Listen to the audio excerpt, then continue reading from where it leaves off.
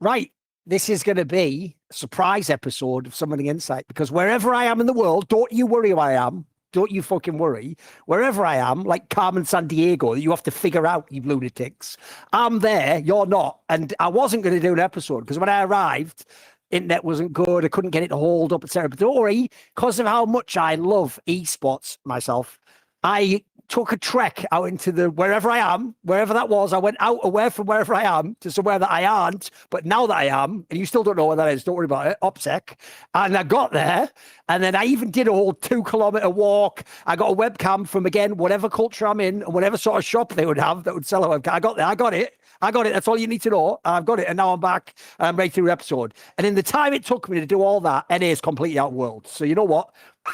Just as usual, really, in many ways. Because you know what? We'll start there, Yamato. Actually, one thing, before we get into the full analysis, etc., thank God, ding dong, the witch is dead, thank God NA doesn't get to pretend they're like repping the West as the best. Because did you see that stats Yankos posted? It was like a thread that after MSI, where TL famously made the finals, in something like, 17 series, they've only won one ever against an Asian team. So basically, are you ready? This is going to be talked about a lot in this episode. All they were ever doing was getting Daddy Riot's fucking magic, like roll dash. Oh, 7. Yeah, you win. You win, sir. Lucky, sir. You were never fucking winning League of Legends games. You were just beating fucking LCP or whatever, you morons. So, and obviously, listen, don't get me wrong. We sent some bombs. El Yoya, the double agent, he's probably secretly fucking American or something. He went to a load of worlds and gave you a bunch of free wins. Okay, we'll have to talk about law. Okay. Now, this guy told me to talk to, like, in whatever country I'm in. That doesn't like people talk loud, whatever. Is it still okay? Is it still all right volume now? It's fine. Yeah, it's okay. Yeah. Right, it's okay. I'll do ASMR episode otherwise. Anyway, point is, we'll get to all that. And it is out, so we'll deal with a little bit of discussion and we'll get there. Tell you what we're going to start with, though, Yamato. Obviously, since I've just done this massive walk, I've had all this stress. What I need in my life is more nutrition, right? I need something to sort of like get me up to a better level. Honestly, you really, really need, everybody needs it, you know? It's like the way I call it, you know, is that it's like in terms of where your nutrition takes you, depending on where you travel, it's like you never know what you're eating, what you're doing, and making sure that the floor is raised to a level that is close to your ceiling with something that you can just take every day and take with you on the go. I'm talking about, of course, AG1. I don't always have the healthiest diet, you know. It's like if you ask Dom, especially now, it's like if anyone else but Dom would see what I would eat and the way he would describe it, he would just call me like, he'd describe me as basically, I don't know if people have seen Flintstones. You know, there's like the trash chute. It's like some kind of a dinosaur that just eats everything. Yeah. That's me. And I get to do that because AG1 keeps me topped up, you know. Yeah. It's like, why do you trust AG1? You know, it's just clinically shown to support gut health and fill in common nutrient gaps. You know, it's crazy that as everything is just like farming and everything in our day-to-day life is just being like, everything is just produced at such a match scale, and it's just about getting things into shops. It's like more and more vegetables and fruits are losing like key nutrients, so it becomes a lot harder to get everything that is, of course, key for our optimized, let's say, enjoyment of life. And with 5 probiotic strains and 75 plus vitamins and minerals, AG1 next generation just replaces the need for a multivitamin, probiotics, and more. You know, you don't need to have like all these random ass pill cases. You can just simply streamline it with, of course, AG1. For me, I mentioned already, it's already like impacted me in a very, very good way, because the idea of just making sure that my diet at least, you know, always has like a very, very high floor to my game. I think that's already a massive plus. And, you know, there's always those things. It's like in terms of making sure that you just take something that there's no risk with is just fantastic. And you know, it's all coming from really, really good places. So with that being said, head to drinkag1.com/summoning to get a free welcome kit, including a bottle of vitamin D and free AG1 travel packs. Those are the ones I'm using currently because I'm in Korea. And when you first subscribe, that's of course drinkag1.com/summoning. So just go on and of course raise the floor of your nutrition and make sure that you get the most out of life, because what's the point in going around being unhealthy and shit? Like you're not enjoying your life, you know. Raise the floor, raise the bar, and get rid of all those pill cases that you just stack on the table and they just kind of, run out and expire because you don't take them and forget. This makes life easier, life better. Drink AG1. I can also confirm I'm someone who hates the taste of vegetables. So I was really scared when I saw some of those ingredients stuff, but they did a good job with the taste. They made it so it doesn't taste bad and you'll be able to just get on with it and enjoy it. I know what you mean, by the way, about the Flintstones. It's why did you ever see when they did like a Family Guy skit making fun of the Flintstones? Did you ever see this? Because what they did is, tell me. Just like you say, they make it where animals are even all the machines, don't they? Like you say, the one that's like a trash compartment. So the joke they had was when he went to the toilet, that was just like a bird that had opened its mouth and it just looked at the camera and went, and you think you have a shitty job, which is like, so it's just like shit in its mouth. But anyway, speaking of shit in people's mouth, back to NA. So Yamato, my dude. First of all, I'll tell you what, we'll start with the good, mate. There's one team I will give props to from NA because no one expected anything from them. In fact, they're not even an NA team. They're a guest. They're 100 Thieves. They're the team we didn't expect to even be at Worlds. But you know what? Bearing in mind, they got the nightmare fuel draw. Remember, Riot knows how to take care of its own. It only gives the number 1 seed the crazy easy draw. If you're else, remember that from NA, they literally, if you're dead, mate, that's the last helicopter out of Vietnam takes number 1 seed. You're just left to get killed by all the Viet Cong. Like, 100 Thieves, mate. They'd have had to be like capable of winning Worlds to get through this draw. It was mental. Like, I actually think they did a pretty good job even with what they had. Just to continue with the analogy, like they were borderline Rambo, when they left him behind. It's like the POWs was we don't want to report this, like it's just they had the horrific draw. What was like Billy, top esports, How Life into T1, and I guess along the way to get out that group was insane. Yeah, it's like you just didn't draw. Like if they beat T1 somehow and made it, they would draw GenG. Like it was guaranteed. I'll tell you what, in some of those games, by the way, first of all, props for beating BLG. Sure, they ended up being a joke, but actually in some of those games, they weren't even totally out of it either. They weren't just getting dusted from minute 1 to 0. Oh, it's just it's such a clear difference between a team that is playing to win the game and are capable of catching someone underperforming, because that's the game in the end. Like if you are going into a BO1 or a best of 3, which consists of BO1s, if you want to win a map, especially during this World Championships, like everyone's underperforming left and right. The Fearless is, just throwing a wrench into the cogwheel. So there's opportunities to win that other teams are not taking. And I love the fact that 100 Thieves were always playing with a very clear, decisive plan that had an identity. They took the opportunities within the game that kind of presented themselves. The series against T1 was like very close in terms of the opportunities they created. They were winning early games, and like Quid looked like just a machine. And 100 Thieves, it's like looking at how they go into this offseason, it's like they have increased their value. Like each player on this team has increased their value immensely, especially now in like the North American offseason and of course the European offseason. Because now there's like all the Casey fans are trying to do this thing where they just post about Quid every single day because they want a mid laner, and Quid I think is just comes out like as a superstar out of this. And I don't know, it's like the River thing with the military is kind of strange. I'm looking at his age, it's like I feel like this is something they can figure out. I'm not a big fan of when they do this on broadcast, when like, oh, goodbye, this is your last show game, whatever. And then it's like next year he just shows up anyway. Like I've seen that way too often, too many last dances, this documentary has ruined a lot of like how it has inflicted damage on pop culture. It's like this is one of those. I feel like River's going to play again. Just looking at his age, teams that want to need a jungler at this level, they will figure it out, I think.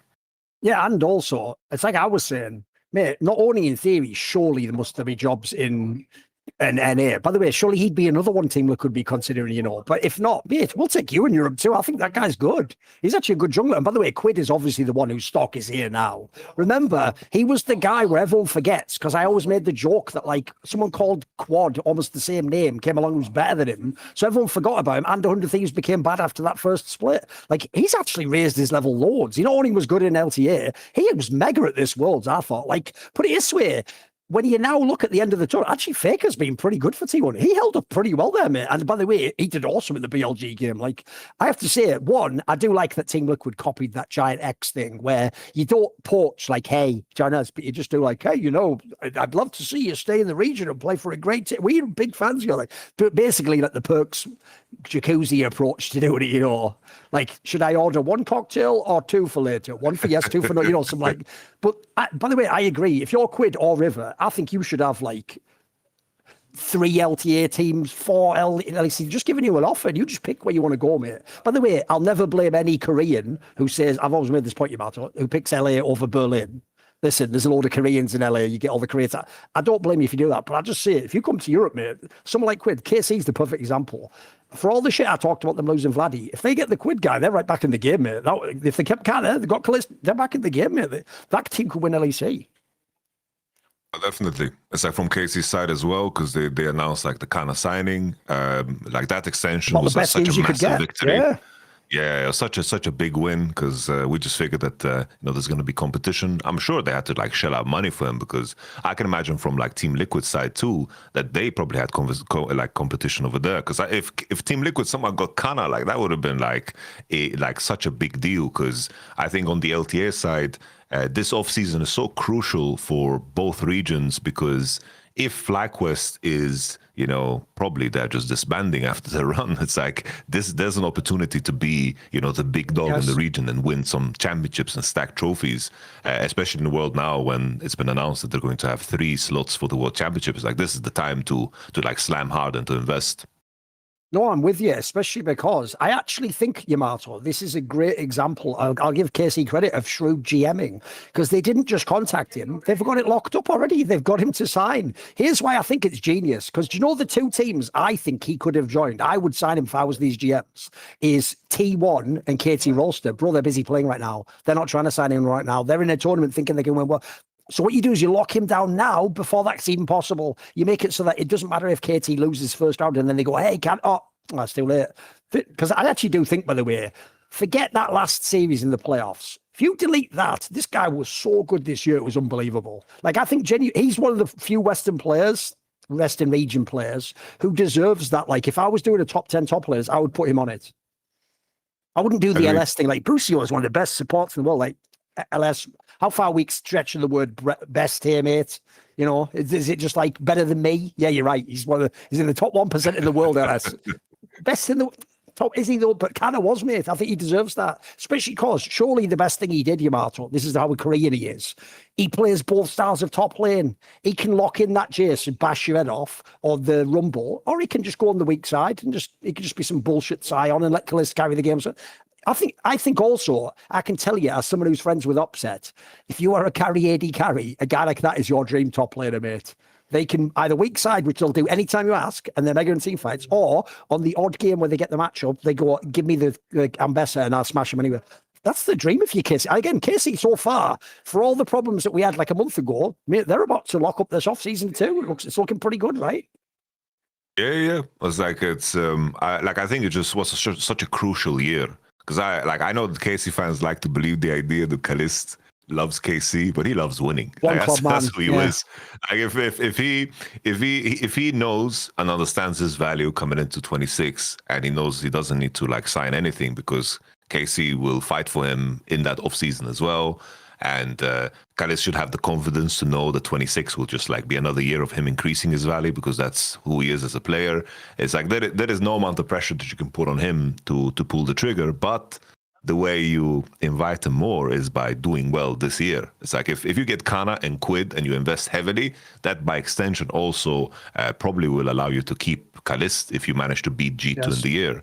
Because otherwise, at the end of the year, Reckless was in that same spot back in 2020, moving into 21. It's like, you're on Fnatic, you're loyal to Fnatic, the black and orange, and then it's like, ooh, but G2 though. It's like G2 is the team to either beat or to join. So they gotta do one before the other happens from Casey's side for sure.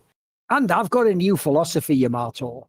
Right, both players, but it's mainly more team orgs, love to sell that angle of like loyalty. Like, you're one of us, we've invested in you. No. Here's how you show your loyalty. Because remember, we're not all going home and giving each other back rubs, I hope. Or then again, I probably hit the wrong team there. We can't see who the fuck knows. But in theory, the way you show loyalty is this, Yamato. Build a really good team around me and give me a massive salary. You do that, hey, you must be loyal to me. I'll stay and play for you forever.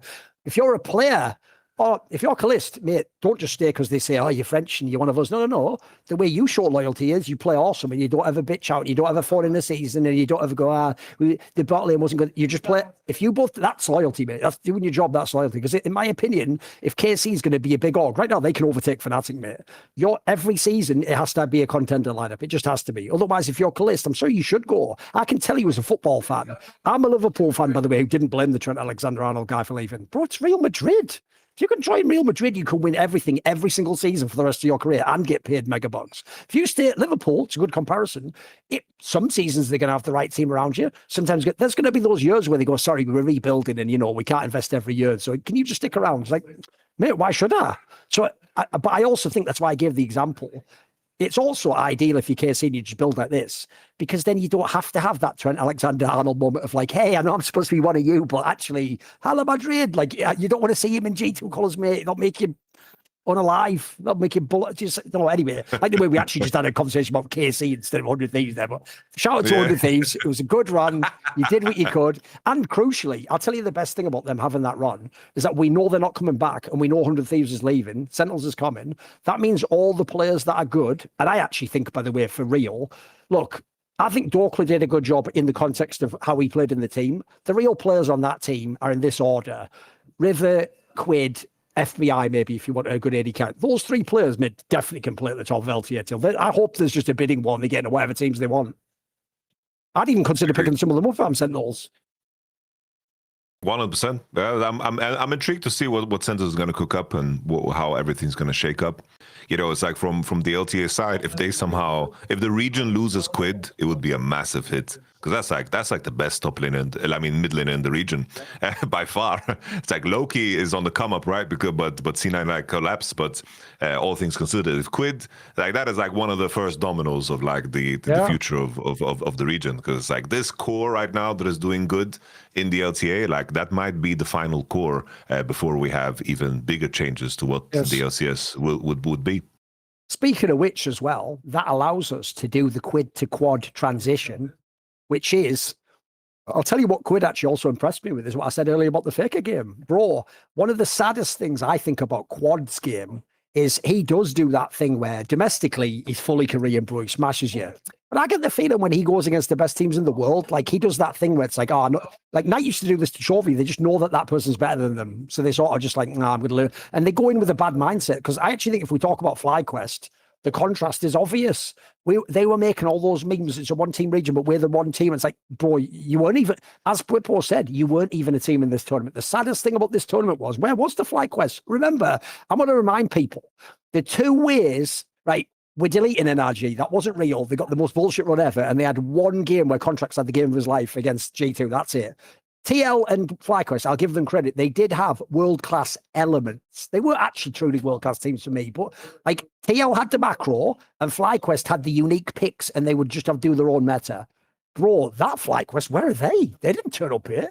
This team just did whatever they wanted. Like I actually know, even though we can get into it if you want, I know Whipple was a bit toxic with how he said it, but he wasn't wrong. They did just look like they didn't play as like some coordinated team. They did, last Worlds, it's not just that they did weird picks. They were kind of like T1 in that. They did picks they understood how to use that the other team didn't know how to play against. There was none of that here. There was a normal team. They were mid. Oh, this is like, even though I had my concerns in regards to the logistics of what the tournament is and coming out of North America, it's like the practice being bad, only having 2 weeks before the tournament starts in terms of like what kind of an impact you can have in solo queue and practice, how much that reshapes you. There's a lot of course, complications there because they just don't have that resistance. Even with that in mind, I was disappointed by Fly, especially that game 1 against CFO, where usually the difficulty for FlyQuest was, it's like coming out of the early game with winning positions, and then they would always like still against anyone in North America, they would just out macro you. Like they would understand the lane assignments and they would be very, very good at selecting fights. And in those fights, everyone just knew their role. That's how I always felt FlyQuest was very good at. It's like everyone knew what their job was, which might sound simple, but there's a lot of players that like play their position just wrong. It's like, oh, there's a case where you have an AD that you need to play around. There's a certain champion, the enemy team that's going to break you. You keep spells until he tries to find a strike. And then the majority of players are just going to be like, I am Renekton. If I use my spells on the enemy, that's my job. It's like there's no thinking. And FlyQuest was always clever at that. That C4 game that they lost, they were 3 Drakes ahead. They were in a position where they were 3,000 gold ahead in the same game. And then we just had that situation where Quad just Talia ult straight into the enemy team, and then it just breaks open the game. While FlyQuest have, for the last 2 years or a year and a half, has been the methodical team, smart team out of those positions. And FlyQuest at this tournament, like the biggest problem in the end was just like individual misplays in all of these fights. It's like Whipple got caught so many times before a fight even started. There were situations where Quad was the first one to die on his Azir against G2 as well. And then Maso as well has just lost his sharpness. And for me, it's like based on reading the interviews, based on reading their play too, there's no way this FlyQuest roster stays together. And then the question is, it's like, what do you kind of break apart? What will happen with the future of a player like Inspired? Will there be room for him on any team currently? Because somehow I managed to pivot back to like the European offseason, but Fnatic losing MKoi is like it could be the death of the organization, because like from this point where they have to do like this rookie rebuild, or you pounce on a player like Inspired, but money is tight, and I don't even know if Fnatic without Mickey has any pull at all. Does Inspired even want to play for Fnatic? No, by the way, I think that's the part people miss about that move. It's not about what you think about Mickey X. Bro, the point is that's a player pros join to play with. 100%. It's I like, think so. That's your pull. It's like we think upset is good, but just playing market-wise, I think it might be. It's like a player might look at the situation. It's like, oh, look over the fence and see, upset. They don't manage to push it over the wall, and it has happened many times, right? It's like I think from a player's perspective, this is something that you think about. And I worry now about Fnatic's future, because it's like I'm thinking from Inspired side, from FlyQuest side, right? Of course, it's just that if he moves anywhere, I don't see like the clear target for him, because MKoi, G2, especially with G2 making quarters, there's no way they're moving on from Skumond, regardless of what's going on internally. There's just no way. Like, they're running it back next year, almost 100% G2. No, the two obvious teams that are never going to change the jungle, in my opinion, is MKoi and G2. They've got it locked. I mean, they've already got they don't need to. But I'm with you. If I'm Fnatic, listen, just like with Humanoid, haven't you had enough of Razork, mate? Listen, he's a good player, but you let someone else figure that one out, mate. You let someone else because at this point, it's not just Humanoid. He does that without him. So, no, I also, back on the FlyQuest thing, mate, I don't want to hear a single excuse out of FlyQuest from this world. Bro, look at the fucking draw that they have. If they were actually good, that draw alone is, you're in the quarters already, mate. Like, listen, obviously you're allowed to lose to T1. That's fine. But, mate, those are what are you talking about? Remember, you had 2 of the easiest teams in the tournament. Literally, you had the Keed Stars and you had Team Secret Wales. I'm sorry, I don't care what anyone from those regions says. Those are the 3 wins at Worlds. That's the closest you can come to for a free win. And then you get G2, mate, you're supposed to beat them from MSI. That's the team you beat. And then lastly, you get, I think, a layup. You get CF4. Now, listen, not really, because anyone who saw First Stand, anyone who generally watches CF4 knows they actually are. They're going to be one of the best teams ever from Taiwan, mate. They look really fucking good. The Hongqiu guys are generational players. It's all there. But again, on paper, we're talking relative to the field. These are the better draws. If that's a team I get in a BO3, I'm supposed to be able to win that and get out. Because remember, as Whippo, here's the thing. If you think about it, we've had like a double we've had it from both sides from FlyQuest. Inspired does the like, I actually do know what I'm talking about. And here's why I'm the best. And here's why we're ahead of everyone else. And everyone goes, well, fair enough. You are awesome. And then Whippo always does the like, look, you should learn from me. I am Yoda who is wise and will teach you how to, wait a minute, put your tampon in, will you, love? Anyway, yeah, fucking, what's going on with the draft here though, bro? So we're supposed to believe you're world class. Remember, you've all dined out on a series you lost. You've all dined out on the idea that you would have beaten GenG and you would have been in the semis of worlds. Well, here was your chance. You didn't have to even play GenG, mate. All you had to do was beat G2 in a best of 3. That's the team you played at fucking MSI. Where's Skumond haters now, by the way? And then you just had to beat CF4. And before anyone tells me, because who knows, by the way, CF4 could do a miracle run and make the finals with the draw they've got. But you know what? Before anyone tells me, but they're really good. someone in the tournament has to be the lesser teams, boys. I'd much rather get CF fourth than like fucking anyone's legend, TES. I think those are way more dangerous teams. So I think with this draw, I don't know what excuse you can have, mate. You had to get out of this group. I'm with you. There's simply none. It's like you got the like, in order to beat top 8, you need to beat someone in the top 8, and you just didn't. Not even like the weakest teams in the top 8, because right now it's like, sure, the pool of CFO, top esports, KT, and G2. That's like the lower end. You go to face against 2, and that's like if we could even sit here and say if 100 Thieves got your draw, they would be in quarters. Because I think you could go so far to say 100 Thieves was performing better, and they were more collected. I low-key wish they'd played together. I would have loved to see them play another BO3 at Worlds, though. That would be kind of cool, right? Yeah. That was like 100 Thieves. Like they won me over 100%. It's like I wanted to see them against one of these guys, but they just this draw was rough. Yeah, I just looked up the draw. I meant they could make the semis because also it turned out the winner of that match, bro, got KT. That's actually even the easiest of the 3-0 teams. Like that was your chance right there. They blowed it. So let's just do a quick bit on FlyQuest, right? The obvious topic to me, I agree on the inspired thing, by the way. I don't even think he played that badly. His style of play was never like, in general, I get 10 kills on a jungle. It's not fucking Kanavi, bro. His style's like, I get everyone else the fucking kills and I set up the game. I'm sorry, his solo laners, I think, let him down at this tournament, mate. Like, look, it's easy to bag up Whipple, but he was crap in some of the games. Like, he was in position to do everything that he could. He had his picks as well, by the way. There's another thing. And also, I could analyze his play. Bro, I think that the optics on his interview after being eliminated are so bad. Did you see the fucking quotes, bro? He basically did that thing where you sound like you're talking about the team. Like, yeah, we didn't like all get on the same page and, we weren't picking the right things. That just sounds like you're saying they didn't pick the right things and they didn't listen to me. That's what it sounds like when you say that. So I don't know about you, but I also do think, mate, if you're FlyQuest, you had 2 years, I think you break this lineup apart. If they don't leave, you just break it apart anyway. You know what I mean? 100%. I think from FlyQuest side, it does seem like you either. I think you try to make sure that you keep the bot lane. I think that's like super important. And seem like they have a very good attitude, good potential, etc. And then the main question is like, is it inspired Whipple? Because the angle that they can play with, it's like that would make the whole Gakkos thing have some kind of a payoff, is if Inspired leaves, that they put Whipple in the jungle and put in Gakkos in the game. Okay.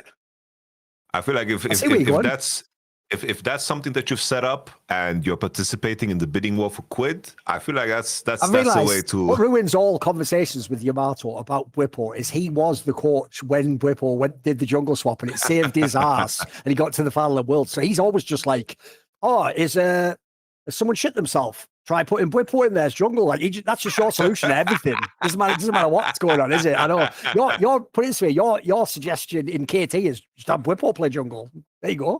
Problem solved. Oh man. I agree that, by the way, in NA though, it might even work. I wouldn't mind it in NA as that move. Because I keep saying you keep the roster, but you bring the guy you've already got. At that point in time, mate, long as you keep going, you've got your roster, you've got your team already.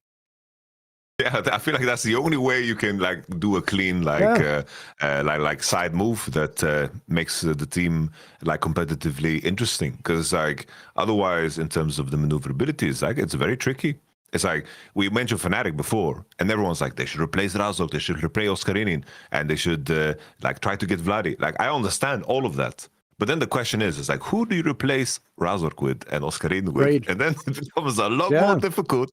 You want to do it, but how do you do it? And you don't have the same gravitas in this offseason like all of these other teams that are fighting for the big names. It's like reading through the Fnatic subreddit like a week ago, people are like, we should get Canna. It's like, bro, we are in a different world. It's like Fnatic has tanked their reputation and stock for the last 5 years. Like it's not the same. Players are not excited about playing on Fnatic anymore because everyone that left Fnatic just came out with a horror story.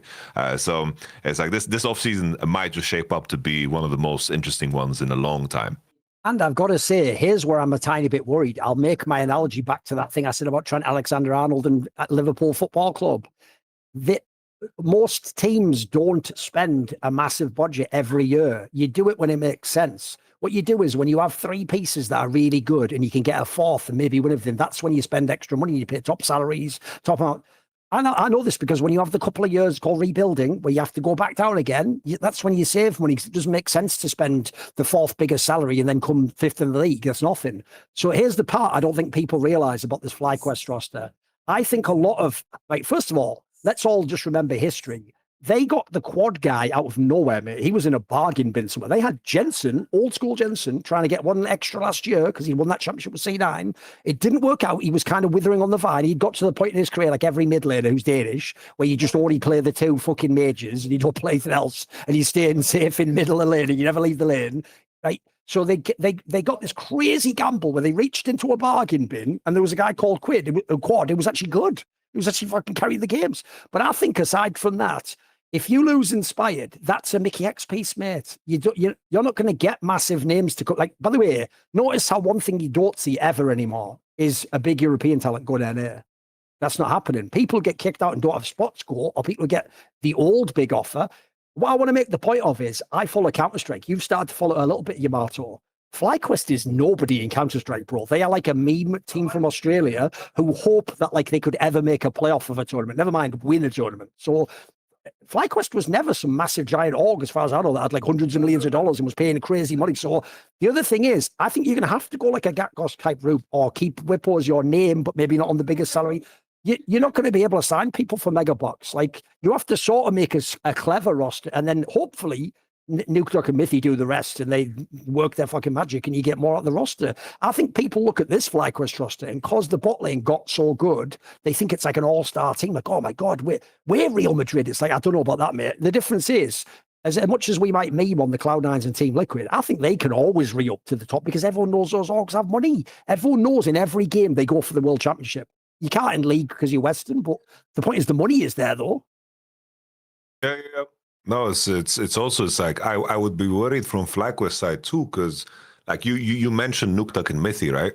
And a conversation is like what are changes that some of the European teams could do, like an MKoi, for example. Like an MKoi getting a Mythy would maybe be what they need. It's like maybe they just need a guy in the room that speaks Spanish, you know, and that just knows the game and the macro, and then maybe that's the piece that can finally solve, you know, MKoi's mid to late game. Just because at this tournament, it's like they just kept dropping these great positions. It's like maybe there is even fight for those FlyQuest pieces, because I do think like Nukeduck and Mythy, in terms of what kind of minds they are for the game, these are guys that you want on your team. And you know this, every pro player respects them, bro. Yeah, 100%. It's going to be very interesting because, as I mentioned before, it's like this off season. I wonder how the movement will be, because it's like Team Liquid. Like, is this the time to strike hard? Because it's like maybe this is the last year of like CoJJ, right? It's like Impact is already out. Is this the last year of CoJJ? And if that's the case, you gotta gain some traction and value and sign some contracts that are going to kind of segue you well into 2027 as well. By the way, I'll just briefly address it before we move on. Look, he never replied to me on Twitter, sadly, because even though I'm his friend, so I asked in like a very neutral manner, when LS said in a tweet that Busio is one of the best supports in the world, I did sort of try to get him to clarify it, like a sure. Like, well, when you say best, what range are we talking here? Like top what? Because what I want to know is, do you mean like top 10 support in the world? Because in my opinion, if the answer's no, and you mean like top 20, it's like LS, you would never say top for the 20th best mid laner. You know what I mean? Like, you mean that sounds like you're taking somebody you like and you're stretching the truth a little bit. So I want to ask you this question. Where would Busio rank in the world for you? Because for me, it's probably like the 4th best player on their team. That's not even hating. I feel like Busio this year on Fly, I would probably like rate him high. I would probably, like, if I just look at the whole year, I would probably put him as the 2nd best performer like behind Inspired. I think that he's been very good. I think that ever since he got the Mythy stimulus, I think he's just been very good at finding like the right place to be on the map. I think the main thing that he suffers with, together with Maso, especially because they played so long, it doesn't look at all that they've played together long. Yeah. It's like a Yeon and CoJJ. I expect them to lane better than them. And there's going to be scenarios where that's a very crucial part of the game. I think that he's fortunate that it is less so currently due to the nature of just lane swapping and how dynamic the game is. And I think in a dynamic game, I think that he's very fluid, but I was always worried if I saw FlyQuest bot lane against any of the demons coming out of LPL or LCK for that matter, or even like the CFO bot lane, which we saw. Like they just got dry 2v2 dove slammed. And like that was just like a Draven with the cannon minion with the Nico. Like that was one of the most vicious, most brutal beatdowns I've ever seen in lane. And for me that knocks off a lot of points, because I think in different metas this is what qualifies you into the game, and all of these details about what you do in round 3, 4, 5. It just doesn't matter if you're gonna get KO'd in 1 and 2.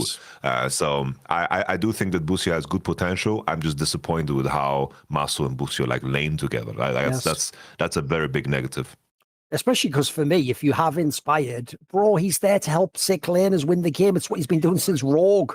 So that's even supposed to be, same as Fnatic, your one thing you're supposed to always start the game with is, we have a solid bot lane that has a chance.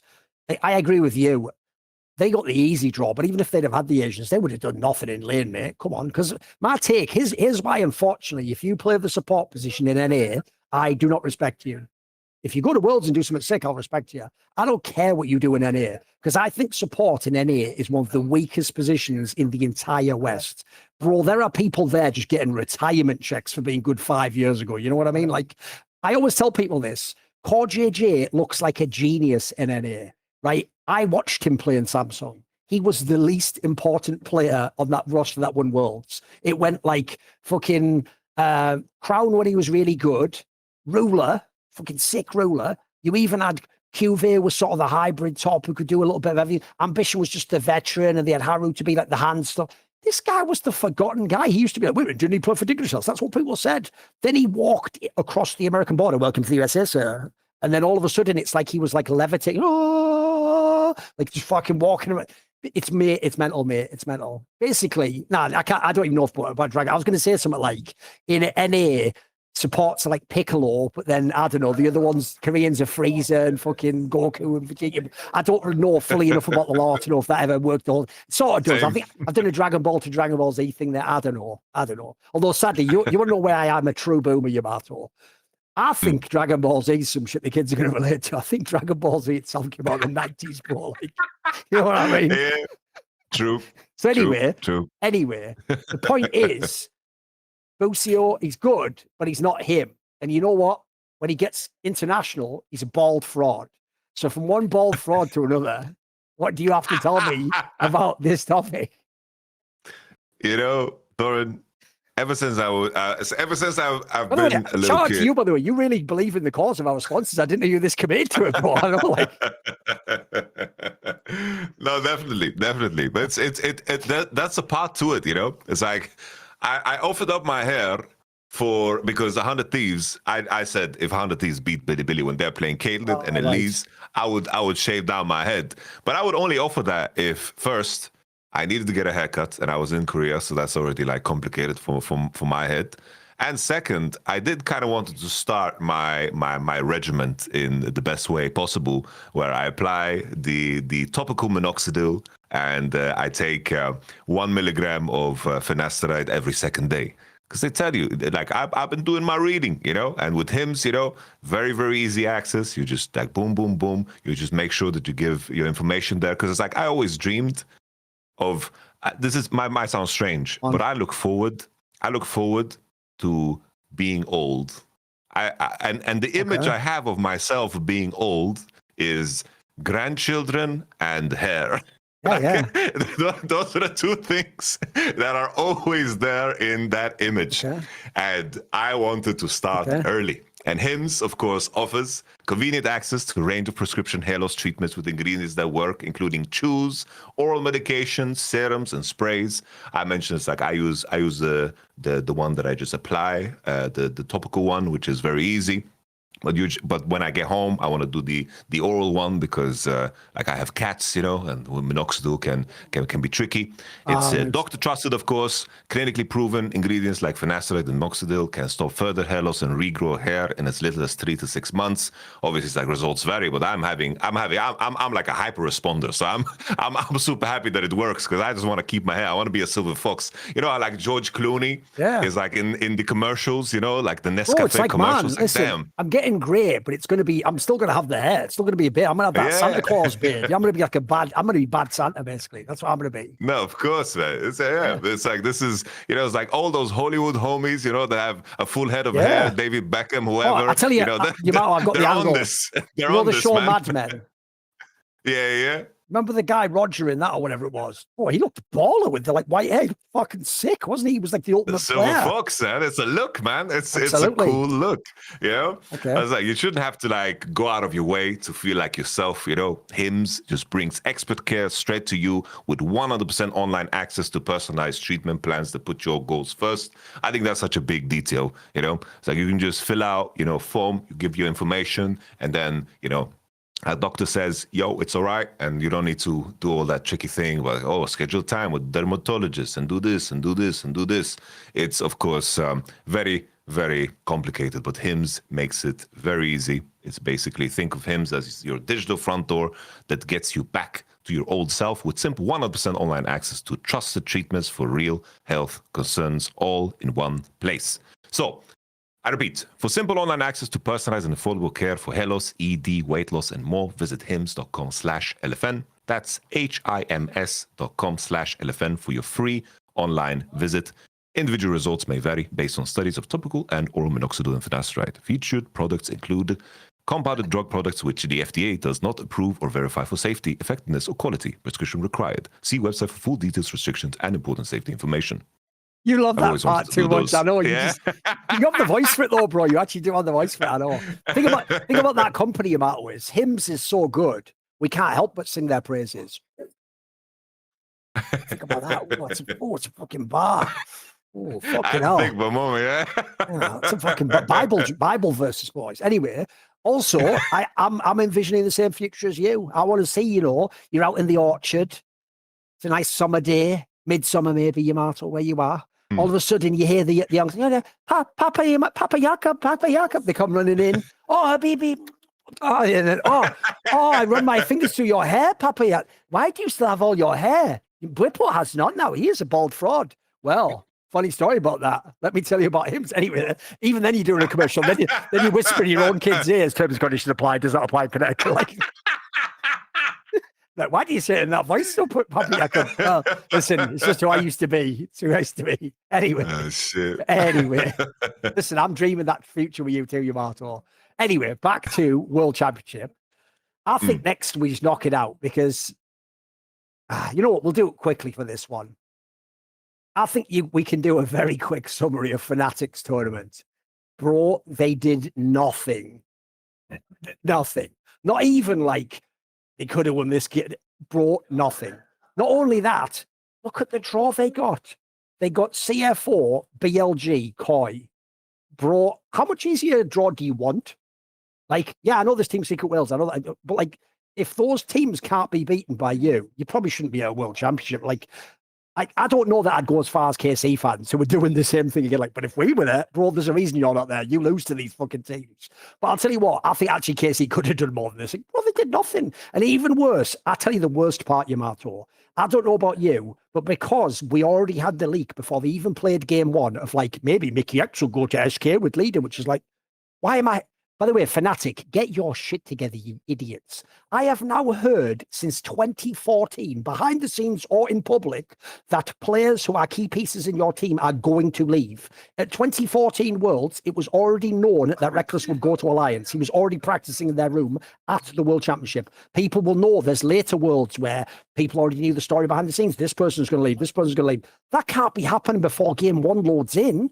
Because what happens is this feels like when Fnatic got the ticket to Worlds, that's the end. They may as well have unplugged their mice, mate. We did it already. We weren't supposed to get third. We did it. You went to the tournament. What is this? Like, I don't believe you believe. Here's the thing that tilts me about Fnatic players. There's always one. It's like they fucking do, short stick to see who has to do something. One of them has to always do an interview before the first game, hyping you up from scrims, like, maybe we're gonna fuck around and do something. And then they just do. I'm so underwhelmed, bro. I'm not the biggest Fnatic fan with Poor B anyway, but still, I look at the bot lane they have. I look at people like Mickey X. I'm at least hoping. Poor B, maybe he holds up. He must have played against all these players in Korea. I'm so underwhelmed by this, Yamato. Not that I expected much, but what am I supposed to take from this? It's like I'm gonna do some stroke my own ego a little bit, but I feel like my coaching career is aging so damn well. Like all things considered, it's like Vitality hasn't done shit since my term there. Like they didn't do jack shit. Now with Fnatic, it's like the horror of Razork and Humanoid working together in terms of what we managed to piece together. We took games off of T1. If anyone thinks that everyone failed with Razork and Humanoid, first of all, you had them in the final. And then secondly, you not only beat T1, you could have beaten EDG too. And those are real teams, bro. Those are real teams. Yeah. I know what you mean. That has aged beautifully, mate. And then looking, even that next year after winter in spring, they asked me to come back. I was like, fuck no, you gotta pay me a shit ton of money. And then finally, of course, my stint in KC, where we went 2-7. Obviously, it's I can say that now, but even in spring, they looked way, way worse. Yep. But now the majority of the guys that were involved in my firing are also exiting the organization. Yep. So Agreed. It's like, it's like everything is aging super, super well. But back to the topic at hand in regards to Fnatic, because I think the organizational side is the most important thing. Fnatic's legacy was built off of the back of just signing the right roster in preparation for the first World Championship. And they managed to have like Expeke and Shushe in the roster, and then they kept that momentum and they used that for a lot of good things. And the main thing is like in terms of how aggressive they were and how aware and like how close they kept to the ground, because it's like they found the Huni Reign over roster. And then the next year, they moved on and they tried the Spirit Gum. So at the time, signing Spirit was like, wow, that was like insane. He was a top player. And it didn't work. They were quick to move on. 2017, they found this player. His name was Caps. They found this player. I think Nico DePico was the guy who brought him in. They nailed it. 2018. Obviously, they found Whippo to be the second stand-in for SOAS, who also was mega on the roster. It's like they were always very flexible, and they were the ones signing like the Kalists and the Vladis, And then somewhere along the line, 2020, that's when the approach changed completely. Because me joining the team, what was so strange was that there were so many conflicts and problems with the roster in the first place. Because I came into the team, and then suddenly it's like, oh, you guys don't want to play with each other. It's like, how did this offseason even pan out like this? I was in shock, It was on paper, your roster looked amazing, mate. You had like an all-star roster.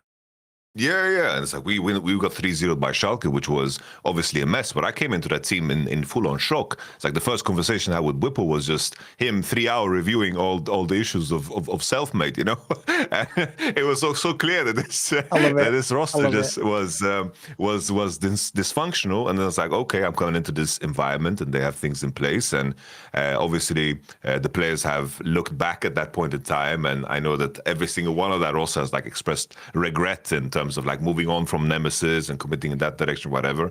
But even then, it's like the move to sign Humanoid, it made a lot of sense. It's like if you can get Humanoid in that transition, he was just the best mid in the league. He just looked like he was going to be the next big thing. But the main issue was, remember, he even played really well internationally. Dude looked awesome. I always say, people, even though they ended up trapped in a contract, by the way, part of that was the market downturn that left you just fucked.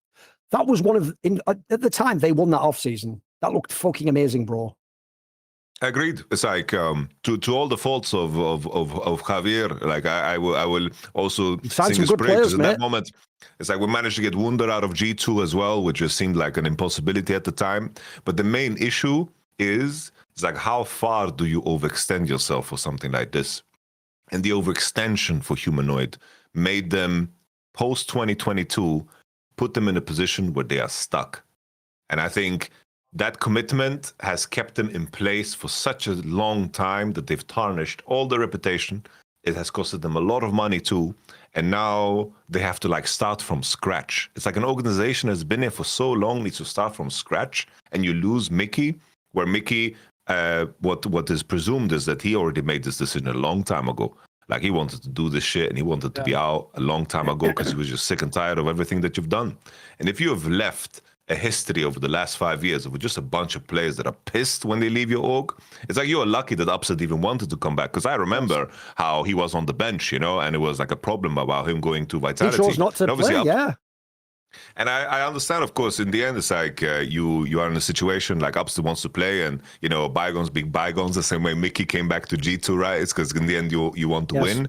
But what is Fnatic going to be able to offer? Like that's a tricky thing. It's like, will Fnatic just become an org that does fuck all? Like, are they now just not a premier organization anymore? I feel that way. I just don't know how they're going to manage, because all those like unique nuances of like finding the next rookie or finding the next strong Korean or even signing the big name players, they have no advantage in all three of these aspects of finding something, It's like they need to like scour like in the Vietnamese server or something to find like the next big talent or something. Like they need to really think out of the box. So I don't envy the situation that Grabs is in. And looking at this Worlds, I had very low expectations, and somehow they managed to even go on the dose. And even though I look back at their matchups, I don't expect them to, like, I do think that even though they're like the underdog in that matchup, I think that even if they played against VKS and maybe PSG and of course they could have 100 Thieves, like they could have just lost. Like there was no soul there was no play there. They were the opposite of how we described the 100 Thieves. There was a lot of spirit and identity. I think the only team they would have beaten is maybe Team Secret Worlds. That's it. I don't think they would beat any other team in this tournament. I think Team Secret Worlds would even cook them, yeah. I think Team Secret Worlds, because at least these guys, it seems like they come and they have the right underdog mentality. Fnatic didn't look like they wanted to be there at all, which proven to be true by Mickey X's quick departure. No, I'm with you. Also, another thing I'll say about Fnatic is I'm with you. Literally, everyone good is going to leave. You might even have to kick Razork, but just because it just doesn't work. You've never gotten it. He's never. It feels like he's never closed a fucking game in 5 years. You know what I mean? Like this guy is Dick Dastardly of Jungle. Do you know the character from Wacky Races, the old cartoon? There's a cartoon called Wacky Races where it was like a Hanna-Barbera type one, that cartoon studio. And the concept of it was it's a race, like a car race, but everyone has a different car that represents their personality. And one of them is called Dick Dastardly, and he's the main villain. And what he does, he's kind of like Wile E. Coyote. He sets up traps and misdirections. And what famously always happens, because it's a little kid's cartoon, is he's just about to win or go over the race, and he always fucks up at the finish line and doesn't ever win the race. Like, bro, that's like every Razork game I've ever seen. This guy can get the first 15 minutes on anyone in the world, but the problem is he has to be so far ahead that he can't int 4 times in the next 10 minutes and lose the whole game. And I'll tell you what, I thought it was just humanoid, bro. This guy just has trust issues out the wazoo. Like he's another player who just cannot believe that his teammate's going to do the move. And so I always feel like he just waits and then just presses fucking go in. He just goes, right, all in. He's like the guy in poker. You're supposed to have some play, not just all in. That's all he does. All he does is just go all in. And I'll tell you what, the upset one's the one I'm worried about, because if we go through all the names, that's the last star name you've got. It was the MVP of the league. You have to keep that player. If that player leaves, I'm with you, Yamato. You are done at that point. You'll just become the next SK game, except the joke is SK is going to have a better roster than you off season, because I don't know who else you get. In fact, I don't know what you thought of this. I saw LS, of all people, did a tweet thread defending upset. Actually, he showed a bunch of screenshots of situations, because you have to understand, Yamato. I don't know if you saw this on Reddit. Even the split upset won the MVP. All the people in the thread, this is where you can tell people don't watch League and they just keep up on the memes. They would all go, he's just a KDA player. It's like, what are you talking about? In that split, he was fucking going in all the time. He was doing like max damage. Think about that fight even in the playoffs against KC. He was doing all the damage at the Baron and everything and doing flashes for. Like, if you give this guy the right team, he can be a very good player. But I think his biggest problem now is there's this perception among fans. It's always his fault. Like, he's always the one that doesn't go in and stuff. And I agree with LS. If you look at some of the screenshots he's on, I'd love to get me a ruler or something and go, what would you do in that situation, mate? Would you actually just flash there? Would you wait for them? Would you farm the wave? I'd love to know what like Jackie Love would do, what Ruler would do, what Guma would do, because I think I don't. Listen, nobody played well on Fnatic. I'm not saying he played well, but I also feel like you have to keep him in your team. Who you going to get? Yeah, I think walking away from this World Championship, like this is kind of like the BDS situation where you got to look at the whole year. Like that should be way more meaningful than these 5 games you played at the World Championship, because your team was just ass. And I think that Upset played bad for his standard, but also the situation was even worse by Fnatic's standard. And you're going to be able to play the situation that you play, and it was clear that the trust wasn't there. And I think that when Upset doesn't have trust for the team, like I do think that there is a like he's not going to like grab the bull by the horns. He's not going to play like Dogo. But there's not a lot of players that play like Dogo anyway. Like it's very rare that you see guys like ADCs manage to very squeeze out of situations where nothing should be able to, like, you shouldn't be able to do anything. Like he's very, let's say, like Upset is a very rational player. Yes. And sometimes you need to be irrational, although that's rare, but he's going to play the situation in a way that makes sense. Sometimes you need to be crazy, Surely for ADC as well, that is the ultimate position as a carry position. You have to be.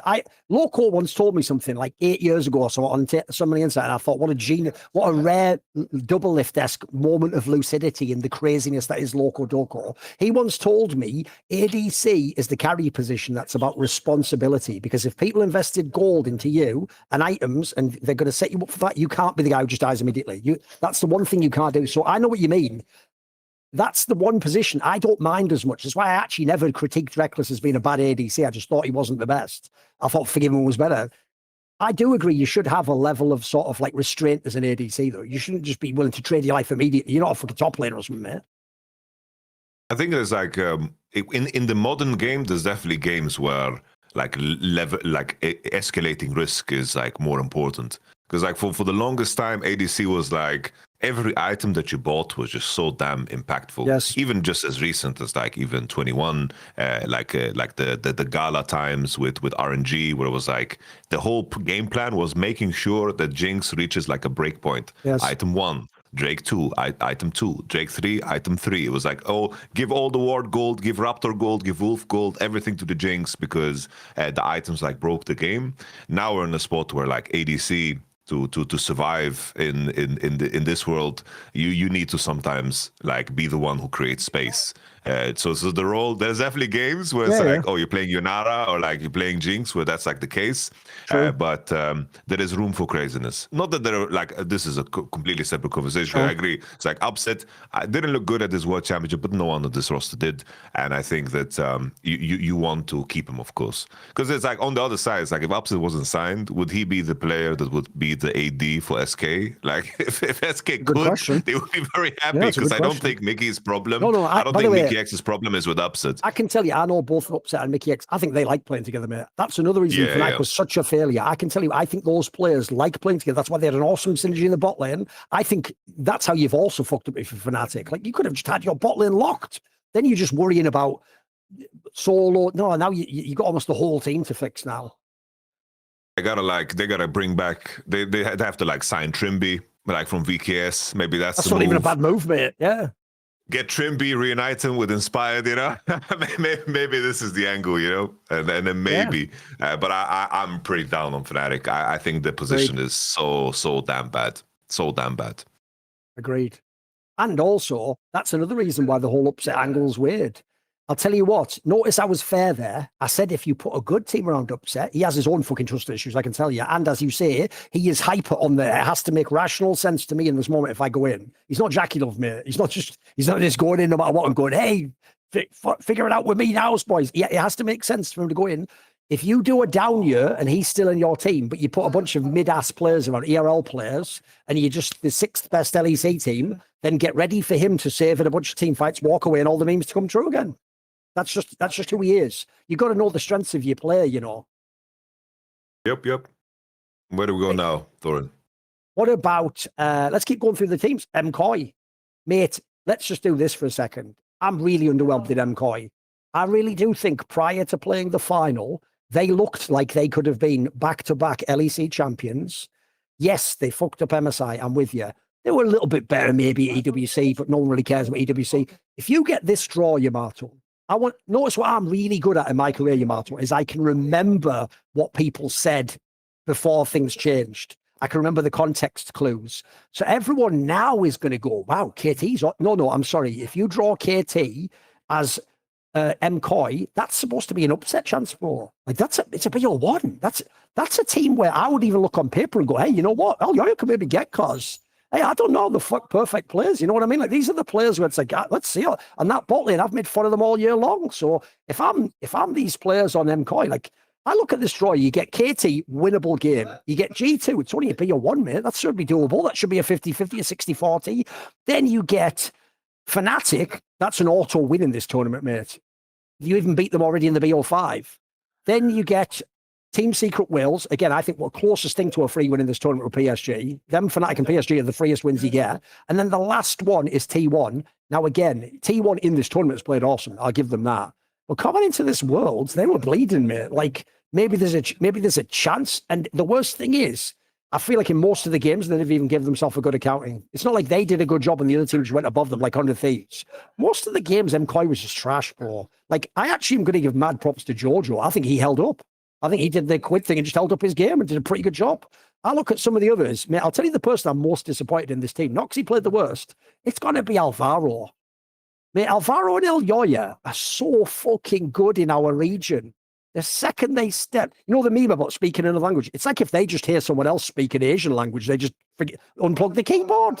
Where are these guys? These players can be the best in their role in the LEC on their day. I never see it internationally, mate. They're my players I rely upon. When I do those teams, I'm supposed to look and go, Alvaro, you're better than nearly all those players, mate. Except maybe like Keria or something. Peter, you should get him, bro. This is where you do the Mickey X to the nobody LPL support. What happened with MKoi? Why were they so bad? Also, it's like I was also very disappointed. It's like this result was better than the previous one, but it's not that hard to climb above 0-3, right? It's like they made the change with Friscawi, Jojo Pune. I think he did a good job. Like people criticized him for his game against T1, but I think like that's fine and all. I think that the issues of MKoi, it's like my main problem with MKoi is that they actually had winning positions against KT that was like giga winning, and they just ended with that terrible Atakan and then just engaged on the mid wave against the Caitlyn. It was just atrocious. Anyway, and please, Riot, don't add stuff like Atakan. It just makes all Westerners even less likely to win the game. We don't know what we're doing, bro. We don't know what we're doing with that objective. We still don't understand it. Have you ever noticed? Whenever they add something new, Yamato, the Asians just master it. T1 with the Grobs, the old fucking team with the Herald. We don't know what the fuck we're doing with Atakan, bro. We're just idiots. It's like a shit Baron, you know what I mean? It's like add like a Counter-Strike event or something in the game so we can win with our Europeans. Right. You know? Exactly. It should go for 30 seconds. Suddenly everyone's camera goes smite style POV, and you have like a crosshair, and then suddenly all the hand eye of all the FPS we've all played since we were 12 kicks in, and then the guy who only played League's like, what the fuck's going on here? Like, and then we'd have a chance. I know what you mean. I can't. We've got nothing, man. You just made another team fighting objective we can't team fight around. Like, thanks. It's just even against T1, you had so winning positions against T1. T1 were giving out like free wins if you were ready to take them.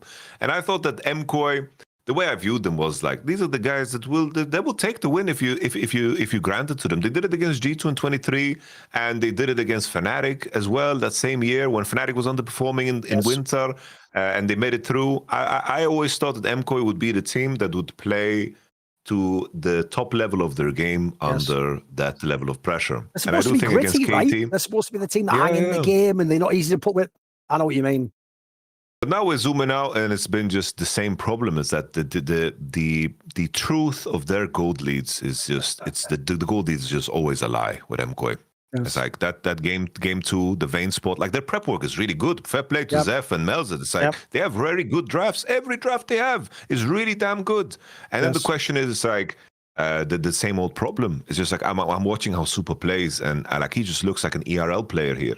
Against Team Secret Wales, the Eddie guy was 10 times better than him. I feel bad for the guy. He deserved to win. That game one was an atrocity with the Corky Brom, where they were just dying to every gank left and right. And then we had so many moments where Super just dies on the middle wave with Zaya. And sure, he had like one good Vayne moment, but in that same game against T1, he just tumbled into Leona, died melee, and he didn't stack his autos correctly to proc Silver Bolts. Like, there's a lot of things to criticize. He just looked like what I would call an ERL ADC.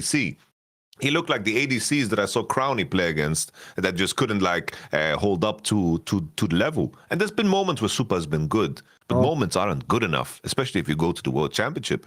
And the main question then is like MKoi. I feel like they have like capped out because the same issues keep re-emerging. That's why it's like the spontaneous idea I had before when we talked about FlyQuest. They should get Mythy. Like that really should be that could be like the future solution. Alvaro already has like the Mythy look, you know, just give him a pair of glasses. Or essentially, you need Mythy to complete his Jedi training. You know what I mean? He's right there with the skills. You just need that last little polish. You know, I feel like Mythic could be the guy to fix the mid to late game. You know, that could be an interesting move. I bet FlyQuest right now, if they heard this, they're like panicking to re-sign these guys. But like I feel like the biggest advantage LDA has is what you mentioned for the Korean players to live in Los Angeles. I think a lot of these guys that have been in Los Angeles for a long time now, they don't want to move. They're not leaving. They don't want to fucking move life's to easy there. And also, I'll tell you another thing that's a bomber. The real reason why, if you're MKoi, you've capped out. Like Peter Dunn, my co-host from Best Damn League Show, one thing I really appreciate about him is he's not some fucking one result Andy who overreacts like a Twitch chat. He has a really macro perspective on players and cause. And he says whenever he coaches a team, this is why he doesn't like what they did in Heretics, where they signed all the G2 players and threw away like rookies and people he was trying to bring along. He wants every year to be a 2-year project. He doesn't believe in bringing a rookie up, giving them one split and then kicking them into the RL Checolad style. In fact, Checolad's even the player he thinks should have gotten another chance and had another chance, but he'll never get it now. So here's the problem, Yamato. The core of MKoi has just had 2 whole years. And they've had 2 whole years with Elyoya getting all the calls he wanted. They've had a bottling that's been together for 1 billion years with their coach. Their coach seemingly has done a great job. I agree with you. He's one of the best coaches in the LEC. They even now got an NA mid who's good, even plays well internationally. Bro, if your whole thing is we're keeping the same players and we're Spanish, there's nowhere to go. There's no one to get. Like, I'm sorry, the only position on paper that you even can afford to look at is probably top lane.